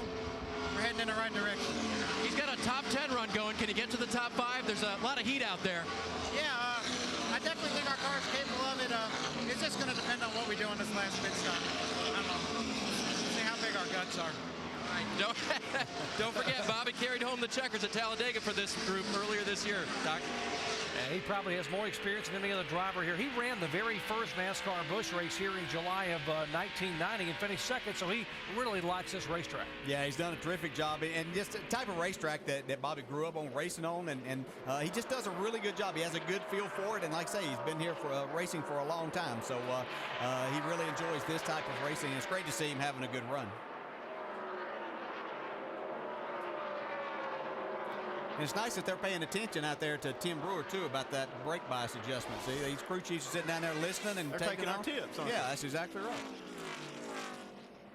Speaking of Bobby Labonte, you see he made his debut in the NASCAR Busch Series at age 18 back when the series began. He's a 1991 Series champion. How about a Nextel Cup title in 2000? And, of course, the NASCAR Busch Series win, passing teammate Tony Stewart in turn 4 to win this year at Talladega. Back with more in just a moment.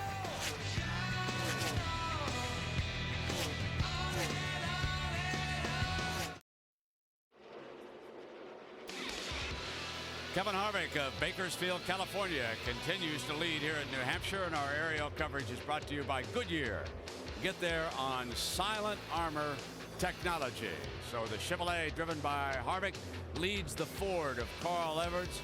Jack Roush sitting in second place. He would dearly love to catch Harvick down the stretch here, as many members of the Roush Fenway racing team are here as the NASCAR Series comes to New England. And Dr. Punch, quite some turnout, and tomorrow for the Cup race, they're expecting even more. Expecting a sellout here tomorrow for the NASCAR Nextel Cup event, which has a Toyota on the pole for the first time, as Dave Blaney puts Toyota up front for the first time in a Cup Series event.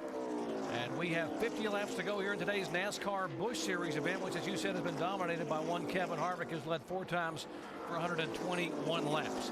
Now, some of the drivers early on had troubles, but one young man who had his troubles in practice and early in a part of this race is 19-year-old Stephen Wallace, and he's had to overcome quite a bit here this weekend at New Hampshire. Now, this was qualifying, getting up to speed lap, actually. Tires were cold and car was loose and lost it. They had to go in there and fix it, change tires. This was earlier in the race when they were running side by side. Yeah, a little impatient probably there, just trying to get going and make a pass, and those things are going to happen. But he came out of it pretty much unscathed. Without a lot of damage, yeah. And he's got Kenny Wallace up top there trying to take care of him. Now, that was lap 31. Now, listening to Kenny talking to Stephen here just moments ago. Clear all around. Beautiful. You're looking good. Clear all around.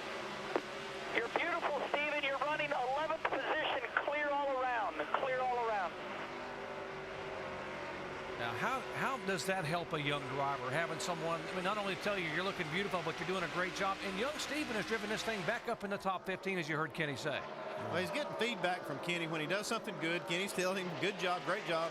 And then when he makes a mistake, I'm sure he's telling him, hey, we need to try to do that a little different. And he made a little mistake early in the race, and Kenny pulled the reins a little tighter. And Stephen's doing a great job now driving back up in the top 15. Yeah, I think it's great that you have that common effect on someone, and it's great that it's someone you can trust that has experience, that you know has been there. And as a parent, we know that our kids listen to other people more than they listen to us. So I think this is great that Rusty has done this. Dave, I think you have a little more to add to this. Well, DJ, first of all, I want to know if a spotter ever called you beautiful. No, that never happened. Or your driving style is what we were getting at, of course. I just checked in with their crew chief, Brian Fraser, and he did tell me, you know, if this thing goes green, I don't think everybody else has probably forgotten this strategy either. We might just go gas and go. They might need a slight air pressure adjustment, though, if they change the tires, because he's shoving the nose just a little bit in the middle of the corners. That's the problem he's fighting. But really a good recovery for Stephen after a day that looked like it was just going to be horrible. You know, we asked Stephen Wallace about his opinions of getting help from someone with the experience of his Uncle Kenny. Here's what he had to say. Spotted for me before, you know, in some practices and at Michigan a couple years ago when I won the ARC race and stuff. So I just feel really, really comfortable. I trust him, and he can keep you going when you're down. So that's definitely gonna be a big part. You know, Andy, over the years, a lot of times over the years, crew chiefs are not only strategists, but they're cheerleaders to be able to try to climb inside that driver's helmet and keep them pumped up and keep them confident and comfortable as the race progresses. Yeah, I didn't know whenever I was a crew chief that I needed a degree in psychology too, but sometimes you do have to get inside these drivers' heads. And you got to be a coach, you got to be a crew chief, you got to be a lot of things. So, you know, got to be multitask. Here's the 77 car of Bobby Labonte that just came off of pit road a moment ago. Here's what happened, DJ. Yeah, it looked like he had a little problem getting down into turn 3 here. Car just takes off on him like he might have a flat tire. So look, I think Bobby brought the car straight to pit road, knowing he was going to have to pit anyway, so he got it straight to pit road. And he's coming back in toward you, Dave. Yeah, and unfortunately, the flat right rear tire was not the whole issue with Bobby Labonte. He radioed back to his crew chief just after he left pit road and got back on the track. I think we broke a shock, Wally. Yeah, they went back out there after changing tires, and the car still had the same feel. Yeah, you heard him say rear sway bar. It could be the front sway bar. They're looking under the hood now. It might be the front sway bar that's come. Maybe the link to the sway bar is broken. And the sway bar does? What the sway bar does is ties those two front tires together. It keeps the car from rolling when you go in the corner. These flat turns, you have to use quite a big, big bar in there. And if you ever break that, boy, I tell you, you're just dead in the water. They really should call it an anti-sway bar, because it keeps the car from swaying from side to side as you go into corner. That's actually what the term is, Jerry. It is an anti-sway bar, but we kind of dropped the anti and just call it a sway bar, kind of slang NASCAR term. But you can't run here at this track without a sway bar, actually any track, but this track especially. You break the sway bar, you have to fix it before you can go back out there and be competitive. Speaking of competitive, Greg Biffle here trying to hang on the 8th spot and move up. Let's check in his pits with Alan. It's been a long struggle for this team to crack the top 10, Doc, but they finally have done it today. I mean, Greg only started just outside the top 10 in 15th spot, but the couple times they've come down pit road, they've kind of had their problems here and lost a few spots each time, so they've had to make up lost ground. Biffle finally into the top 10 and 8th spot, trying to move forward.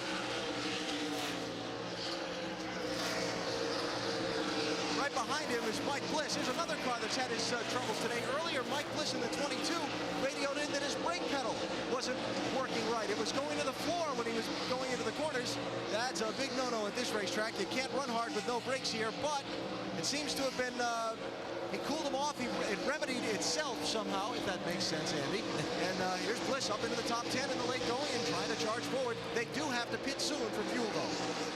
Yeah, Al, it's not likely that fixed itself, but he could have changed his driving style a little bit, started backing off a little earlier, cool the brakes down, and they will come back if you do that. If you just take a little bit of pressure off of them and let them cool a little bit, they'll come back.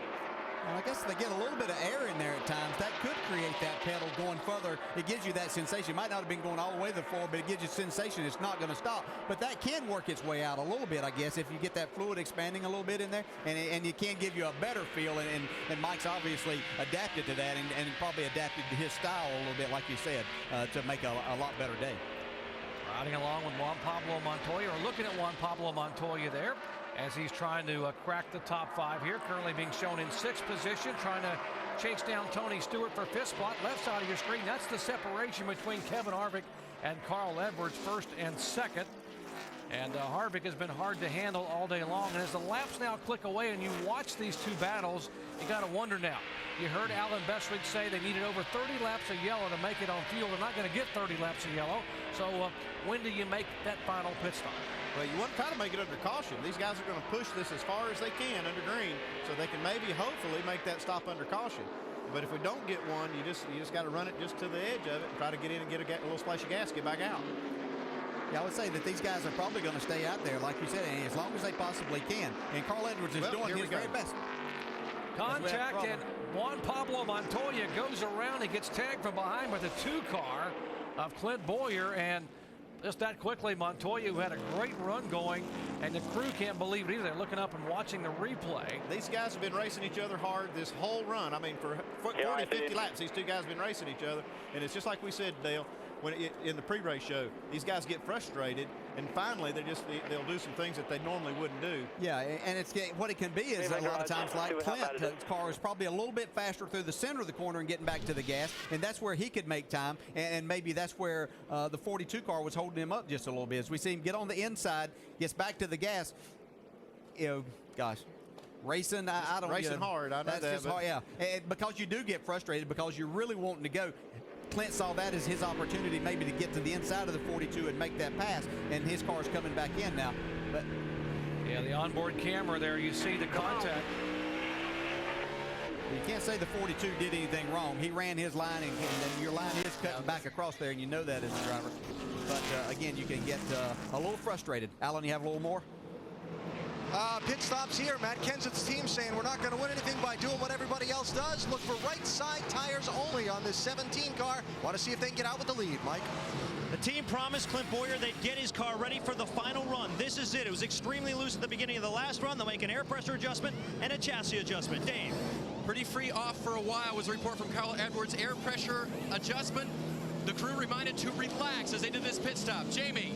And later, Kevin Harvick in 4 tires. No adjustments, although he said he was a little bit tight. I think that fender is affecting his car. Full fuel, and he's out.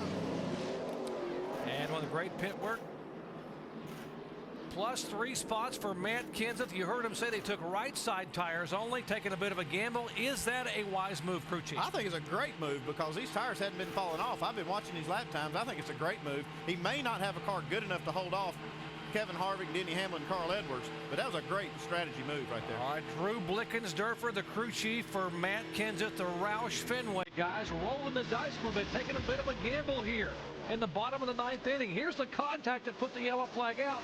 Green flag when we come back.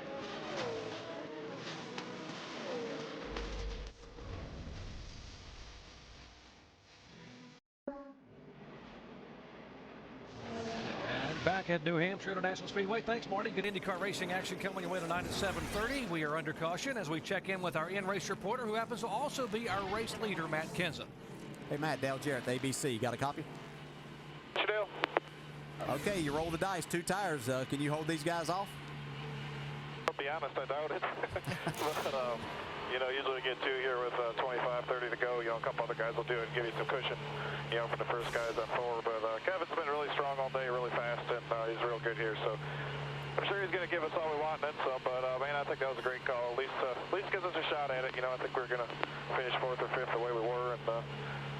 think we'll do much worse than that, even if we fall back here in 2. So I think it's a good call. At least puts us in some clean air and gives me an opportunity. All right, thanks for making it interesting, and good luck to you. Thanks a lot.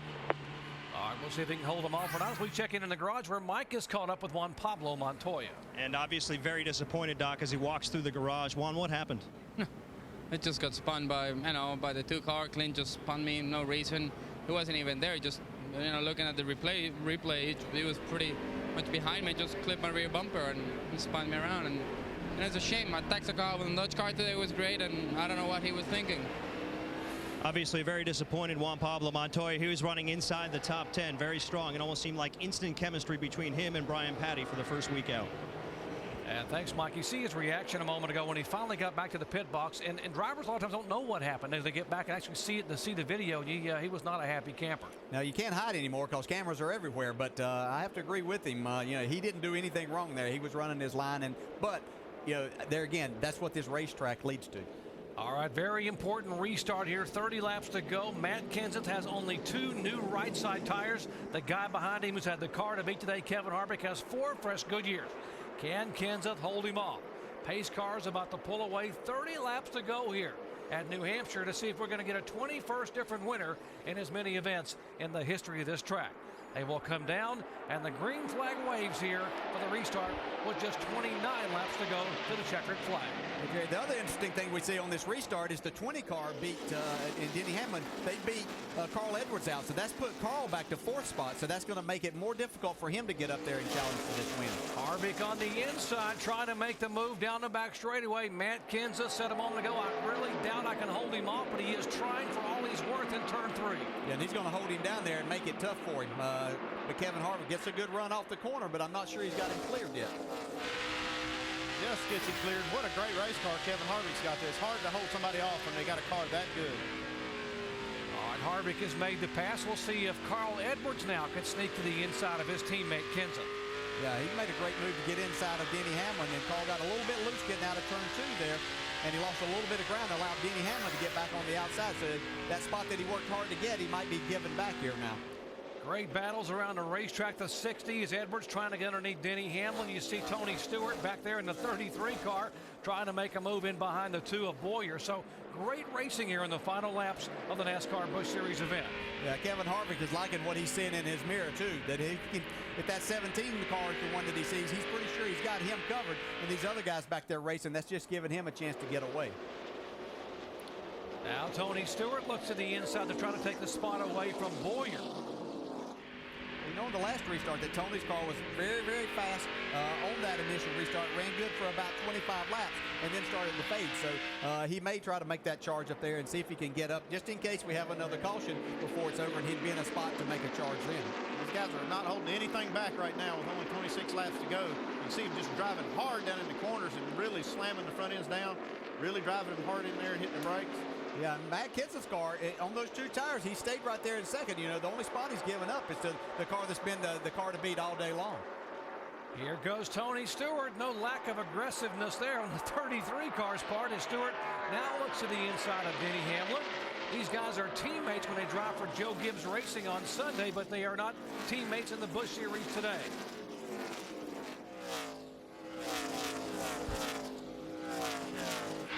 Great side-by-side racing with these 2 guys. And a great view from Clint Boyer's onboard camera. Now, Clint Boyer's a guy who's been battling a loose race car for about the last 70 laps. And they said they tightened it up. You see Tony Stewart just slide right up in front of Denny Hamlin. Denny Hamlin didn't have any choice there but just to let him have it because it was going to be a wreck if he didn't. Yeah, he got that, and when Tony slid up there, it kind of moved Denny up a little bit more, and you don't have that grip to get off the corner, so you just have to lift. And it's just a move that you see a lot of guys make here, and Tony pretty much perfected that right there. We saw these guys giving and taking about 30 or 40 laps ago. Now they're not. They're racing as hard as they can. They're not giving anything. They're just taking what they can get here. Yeah, Tony thought he had a curve, but it was a slider he threw at the 20 car when they came by to make the pass. And that may also cost Hamlin another spot because he moved up the racetrack and gave an opening there for Boyer. As I look at the times here, the top 3 cars are running basically the same time. So Kevin Harvick, I think, has gotten himself the lead that he wants and maybe just holding on there. This is a great battle going on here. And obviously, in Clint Boyer's position. You know, he just had contact with another car that brought out the last caution, so he's probably being a little bit more careful in that position. Plus, I think he's battling a looser race car on the exit of the corner here, but till the air pressure really gets built up in his car, in his tires. Yeah, he's in almost the same situation he was with that 42 car with Pablo Montoya. He's been racing him for so long trying to get by, and here he is racing the 20 car. Yeah, that's the challenge that you have here. Well, here's the guy that everyone's been chasing all day long. He's set on the pole with a brand new race car, talking about Kevin Harvick.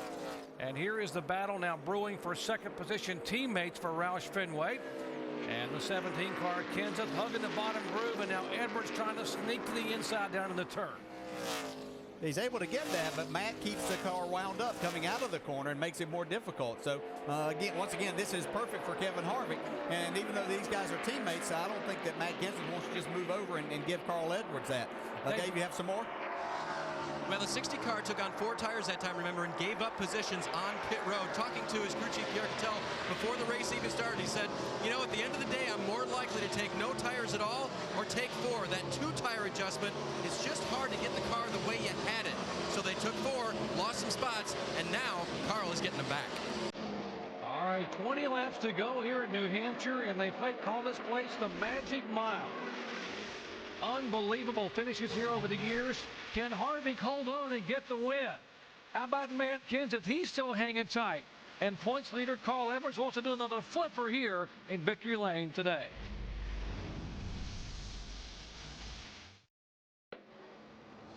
This ESPN telecast of the NASCAR Busch Series on ABC is available in high definition on ABC HD, presented by Vizio. Our leader, Kevin Harvick, and an interesting statistic. He had the pole for this race.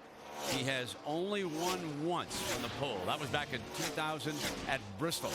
But you can see just how dominant he has been throughout his career. But still in all, Jerry, he's looking for his first W here at New Hampshire. He closes in with 14 laps to go.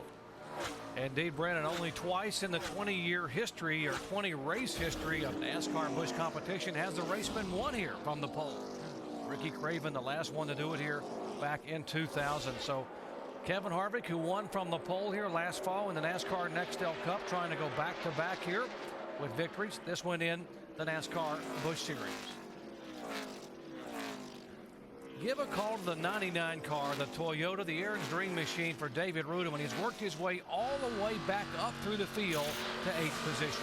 Yeah, you know, we heard earlier that he had some type of problem, whether it was carburetor problem or something that they thought may be hurting them for the rest of the day. And they've done a terrific job. They came in, I believe, took 2 tires on the last caution, got themselves in the top 10, and he's doing a good job holding on there in 8th. And behind him is Jason Leffler, who's coming off, 2 top 3 finishes in the last 3 races, brought the same car that they finished 3rd with in Milwaukee. He's having a good run. Yeah, these Toyotas are running really strong here. This is a track that their engine package really likes, that combination. So these guys are making the most of it. Got a good solid runs going here. Alan? Doc Leffler's team, another one that took just right side tires on that last time to try and get some track position. We talked earlier in the day about how the Busch Series teams have been running by themselves with the Nextel Cup teams at a separate track for the last 3 weeks. Leffler's team was one of the upfront contenders. They wanted to keep that momentum going this week.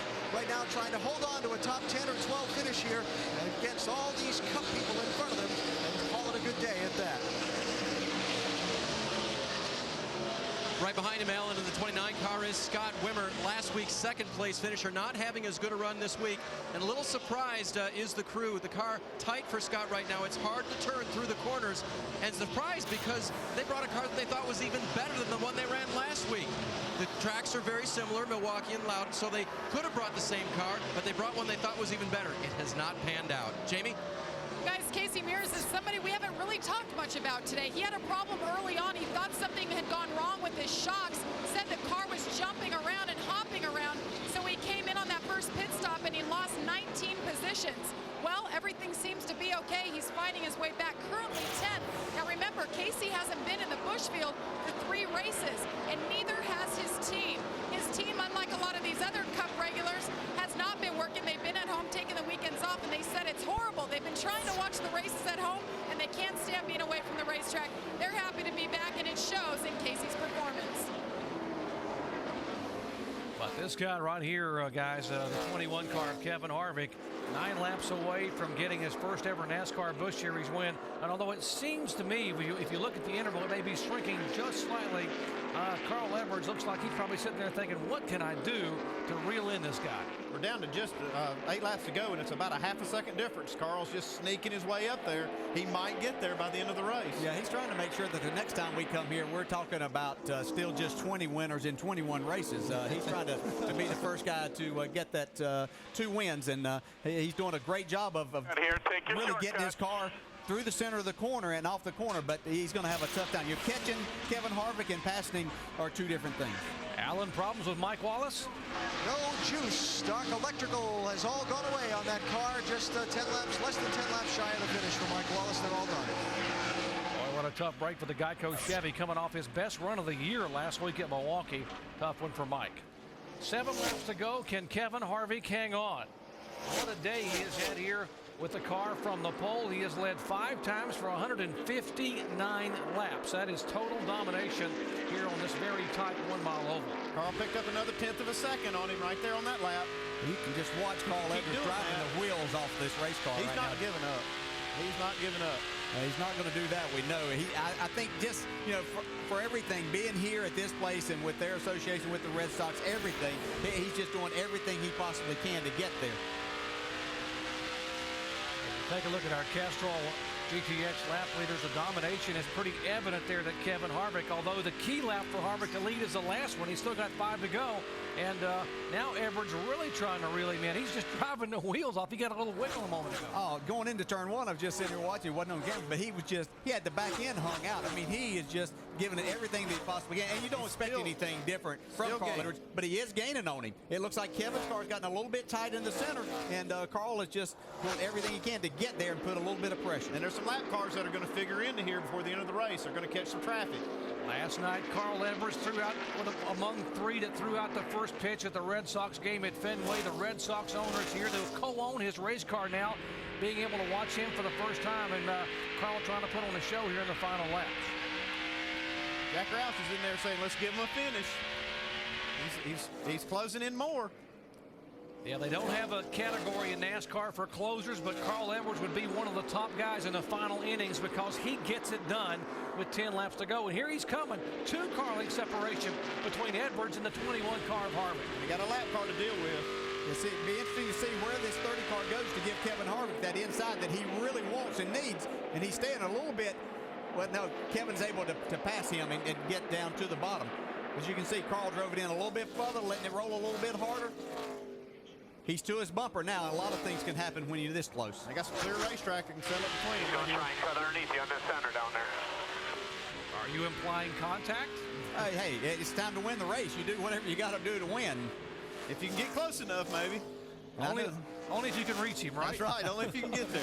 2 laps to go, and Carl Edwards is reaching back for all he is worth, trying to throw the high, hard stuff here.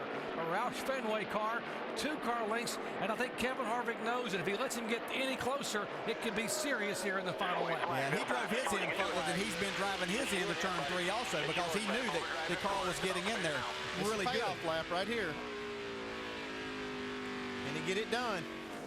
Final lap, they come up off the corner, turn 2, half a lap away. Edwards is there, 2-car lengths back. He's going to drive it for all he's worth in turn 3. Here comes Carl Edwards, 1-car length, all the way to the bottom of the racetrack. Can he get there? Harvick hangs on. Gas it up. Out of turn 4, Kevin Harvick becomes the 21st different winner in 21 races here in New Hampshire. I guess only appropriate car 21 did that, isn't it? What a Carl Edwards gave it all he had right there. What a great show he put on. But Kevin Harvick and that team, what a dominant performance today. Good job, crew. Be solid. You did good, man. Good job. Great finish. Well, you can't ask any more of that than these guys did today. Domination by that guy right there in the Korean Tire crew and Kevin Harvick on the racetrack. Dave.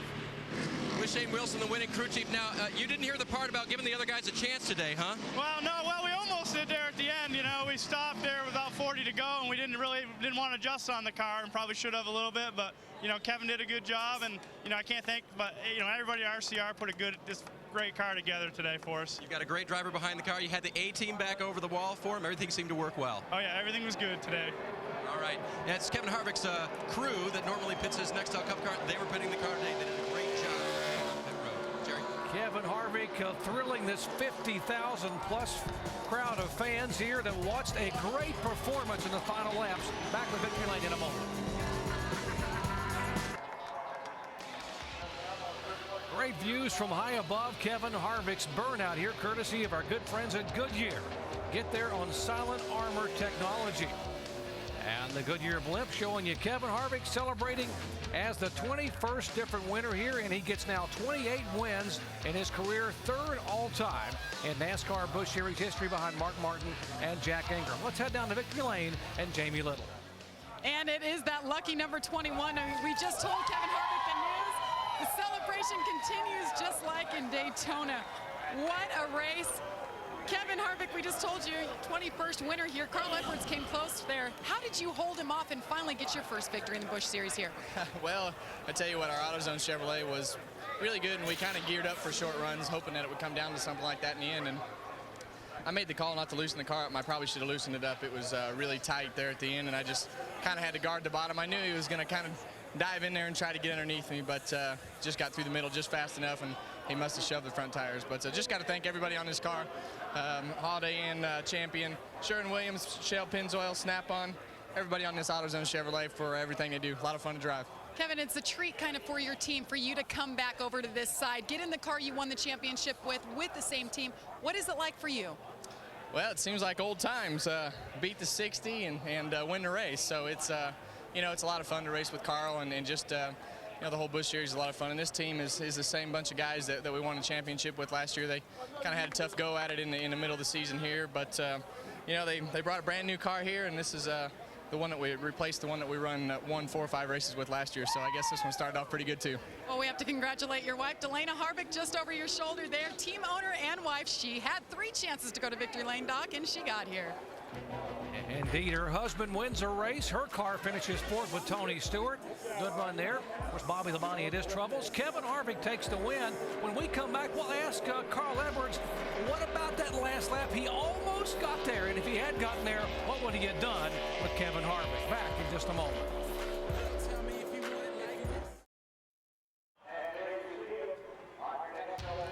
Back at New Hampshire International Speedway, NASCAR Busch Series action is history, and Kevin Harvick, the reigning series champion, becomes the 21st different driver to visit victory lane here in 21 events. A great run, though, by our 3rd place finisher, Matt Kenseth. He's with Alan Bestwick. Of course, the 2-tire pit stop on the last caution, Doc, is what got them the lead. Matt couldn't hold it, and he predicted same to us. But Matt, in the end, was it worth it?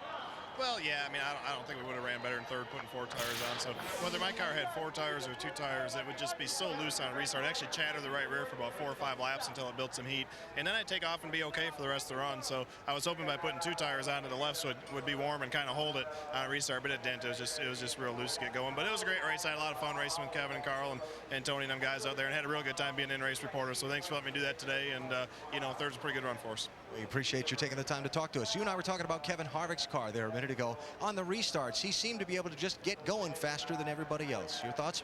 Yeah, I've never really been able to figure that out here. One year we had a car that was fast in restarts. Other than that, if we've been any good and finished in the top 5 or 10, you know, in a cup race here, we'd start off so loose and be terrible for 20 laps of a run, but the last 60 would be pretty good. And he had figured out where he could be real fast that first 20 or 30 laps of a run for sure. I don't know how he did that. All right, Matt, good luck tomorrow. Thanks again for talking to us during the race. All right, thanks. Tony Stewart intervening here, Doc.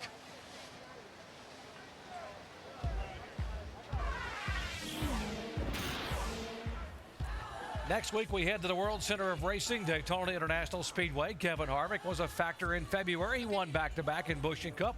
Will he be able to repeat? A jam-packed racing package starting Thursday. Final practice 7:30. Qualifying and racing coming your way on Friday. 1, 2, 1, 2, 3, 4, 5, 6, 7, 8, 9, 10. Victory lane ceremonies continuing here at New Hampshire International Raceway. Richard Childress joining the crowd there. He owns the car. And what a great finish here in the final laps. You know, Carl Edwards gave it one heck of an effort in that final turn, but just couldn't quite get there. Mike Massaro. Well, it's the magic mile, but Carl Edwards just could not pull that rabbit out of his hat in the closing laps. How would you describe that finish? That was exciting for me. I mean, I hope the fans enjoyed it. I just was inching, up on him. I think if we had another couple laps, I maybe could have got him. But I made a lunge for life there in the last corner, and I thought, man, I might get to his back bumper and wiggle him just a little and maybe have something to race him with. But I got in there a little hot, and I kind of backed up. But Kevin Harvick just did a great job. My crew did a wonderful job, and I got to say hi to Sam Russell.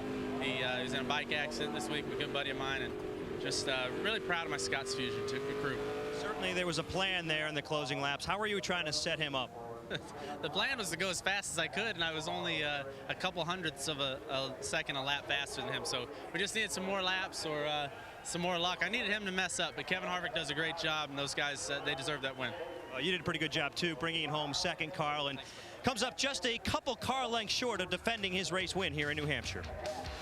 Oh, what a great way to put it, a lunge for life. He drove it as hard as he could drive it into the corner.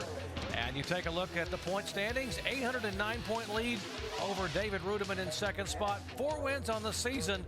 He ranks #1 in all those categories. What a dominant year for Carl Edwards.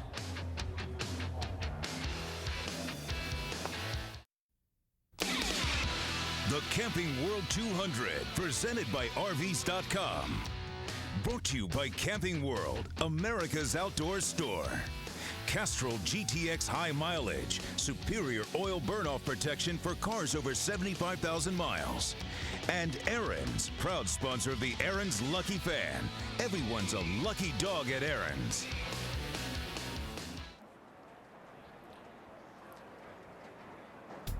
And picturesque surroundings here in central New Hampshire, side of today's NASCAR Busch Series event. Tony Stewart had a pretty good run today, finishing 4th, driving the Kevin Harvick Incorporated car. You see his record here, pretty good. He's got 2 wins, also got a pole, by the way, in Nextel Cup competition. Only 2 starts in the NASCAR Busch Series, both of those finishes in the top 10. And he's standing by with our Dave Burns. Tony Stewart doesn't match his best finish here in the Busch Series, but it was close. 4th place today. How do you feel about that? Yeah, I don't think it's too disappointing to have a 2nd and 4th here in 2 tries. So I'm just really happy I didn't have to get pulled out of the car today. I mean, I'm glad I got to run the whole thing and just had fun. I mean, this Old Spice team and especially Kevin and Elena Harvick, I can't thank them enough for let me drive this Old Spice car. And the Old Spice people are great to work for. But these guys, I mean, to compete against the Richard Childress Racings, the Joe Gibbs Racings, the Roush teams, I mean, to run against the Mega Cup teams like that, I'm so proud of these guys. I mean, I'm really proud of Kevin and Elena and all their people for how good a job they're doing making this Busch team as good as it can be. We need like a new phrase, like a mini mega team or something for Kevin. He's got a lot of people working for him now. What was the difference in your car, Tony? What did it lack today?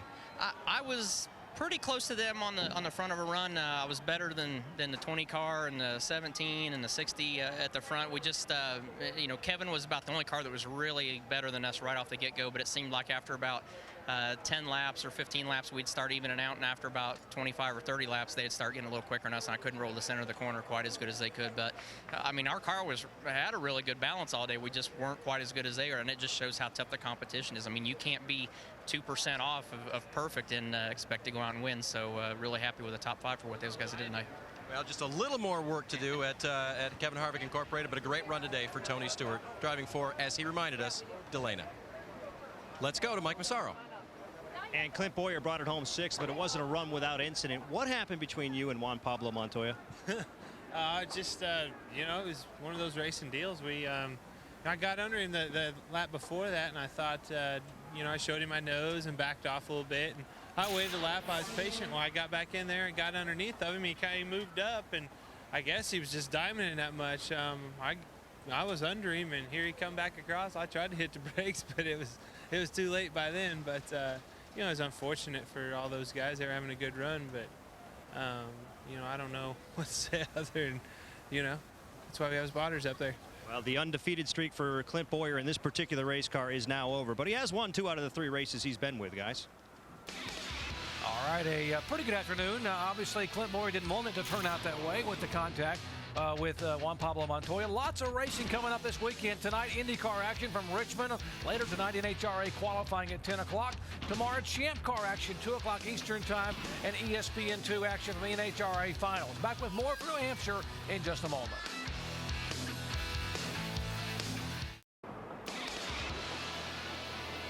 And some of our nation's finest enjoying NASCAR Busch Series competition here. What an afternoon here for the NASCAR drivers.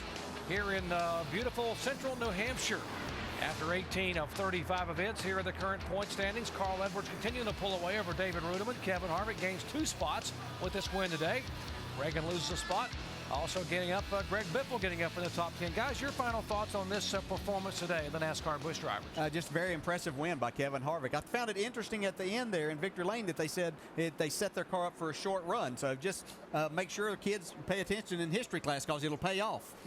And Carl Edwards, what a great job he did, and the drama he provided us, and a great finish. And with about a quarter of an inch more, we might have had a little different outcome. So it was a great finish. All right, Victory Lane celebrations ongoing with Kevin Harvick, and Jamie Little is caught up with our 5th place finisher. Well, it's back to business as usual for Denny Hamlin. Started 5th and ended up 5th after an eventful race. A lot of your Cup comrades back in here. Denny, tell us about your race today. Yeah, we had a really good car on the long run. Just couldn't do anything on the short run. Seemed like those guys could really get going. They were quite a bit tighter on the start of a run, and we would just chat our right rear tires. So we just could not get going on the short go. So we knew we were in trouble. So we tried to adjust it there at the end and just over adjusted and got it too tight. But it was still a good run for us. We ran up front for most of the day, and the whole Rock Automation crew did a good job on pit road, and that's what all matters. All right, and we have to note, Doc, that Eric Almirola is running in the Truck Series race tonight, so he is around, but Denny Hamlin finishes 5th. All right, we'll wish him good luck. Well, Brett Musburger, Kevin Harvick today had the kind of day that only some drivers can dream about. Total domination of the afternoon in a NASCAR stock car. Well, it's interesting, Jerry, that he won the Cup race from the pole at this racetrack last September. Now he has done it in the Busch race. And for Chevrolet, it was a 9th win in the series this year. So Kevin Harvick dominates. And once again, we want to remind you tonight on ESPN, we'll see if 2007 Indianapolis 500 winner Dario Franchitti can maintain his points lead. And that, of course, will start at 7:30 Eastern Time on ESPN. And so today, here in New Hampshire, when they went green, it became the Kevin Harvick Show.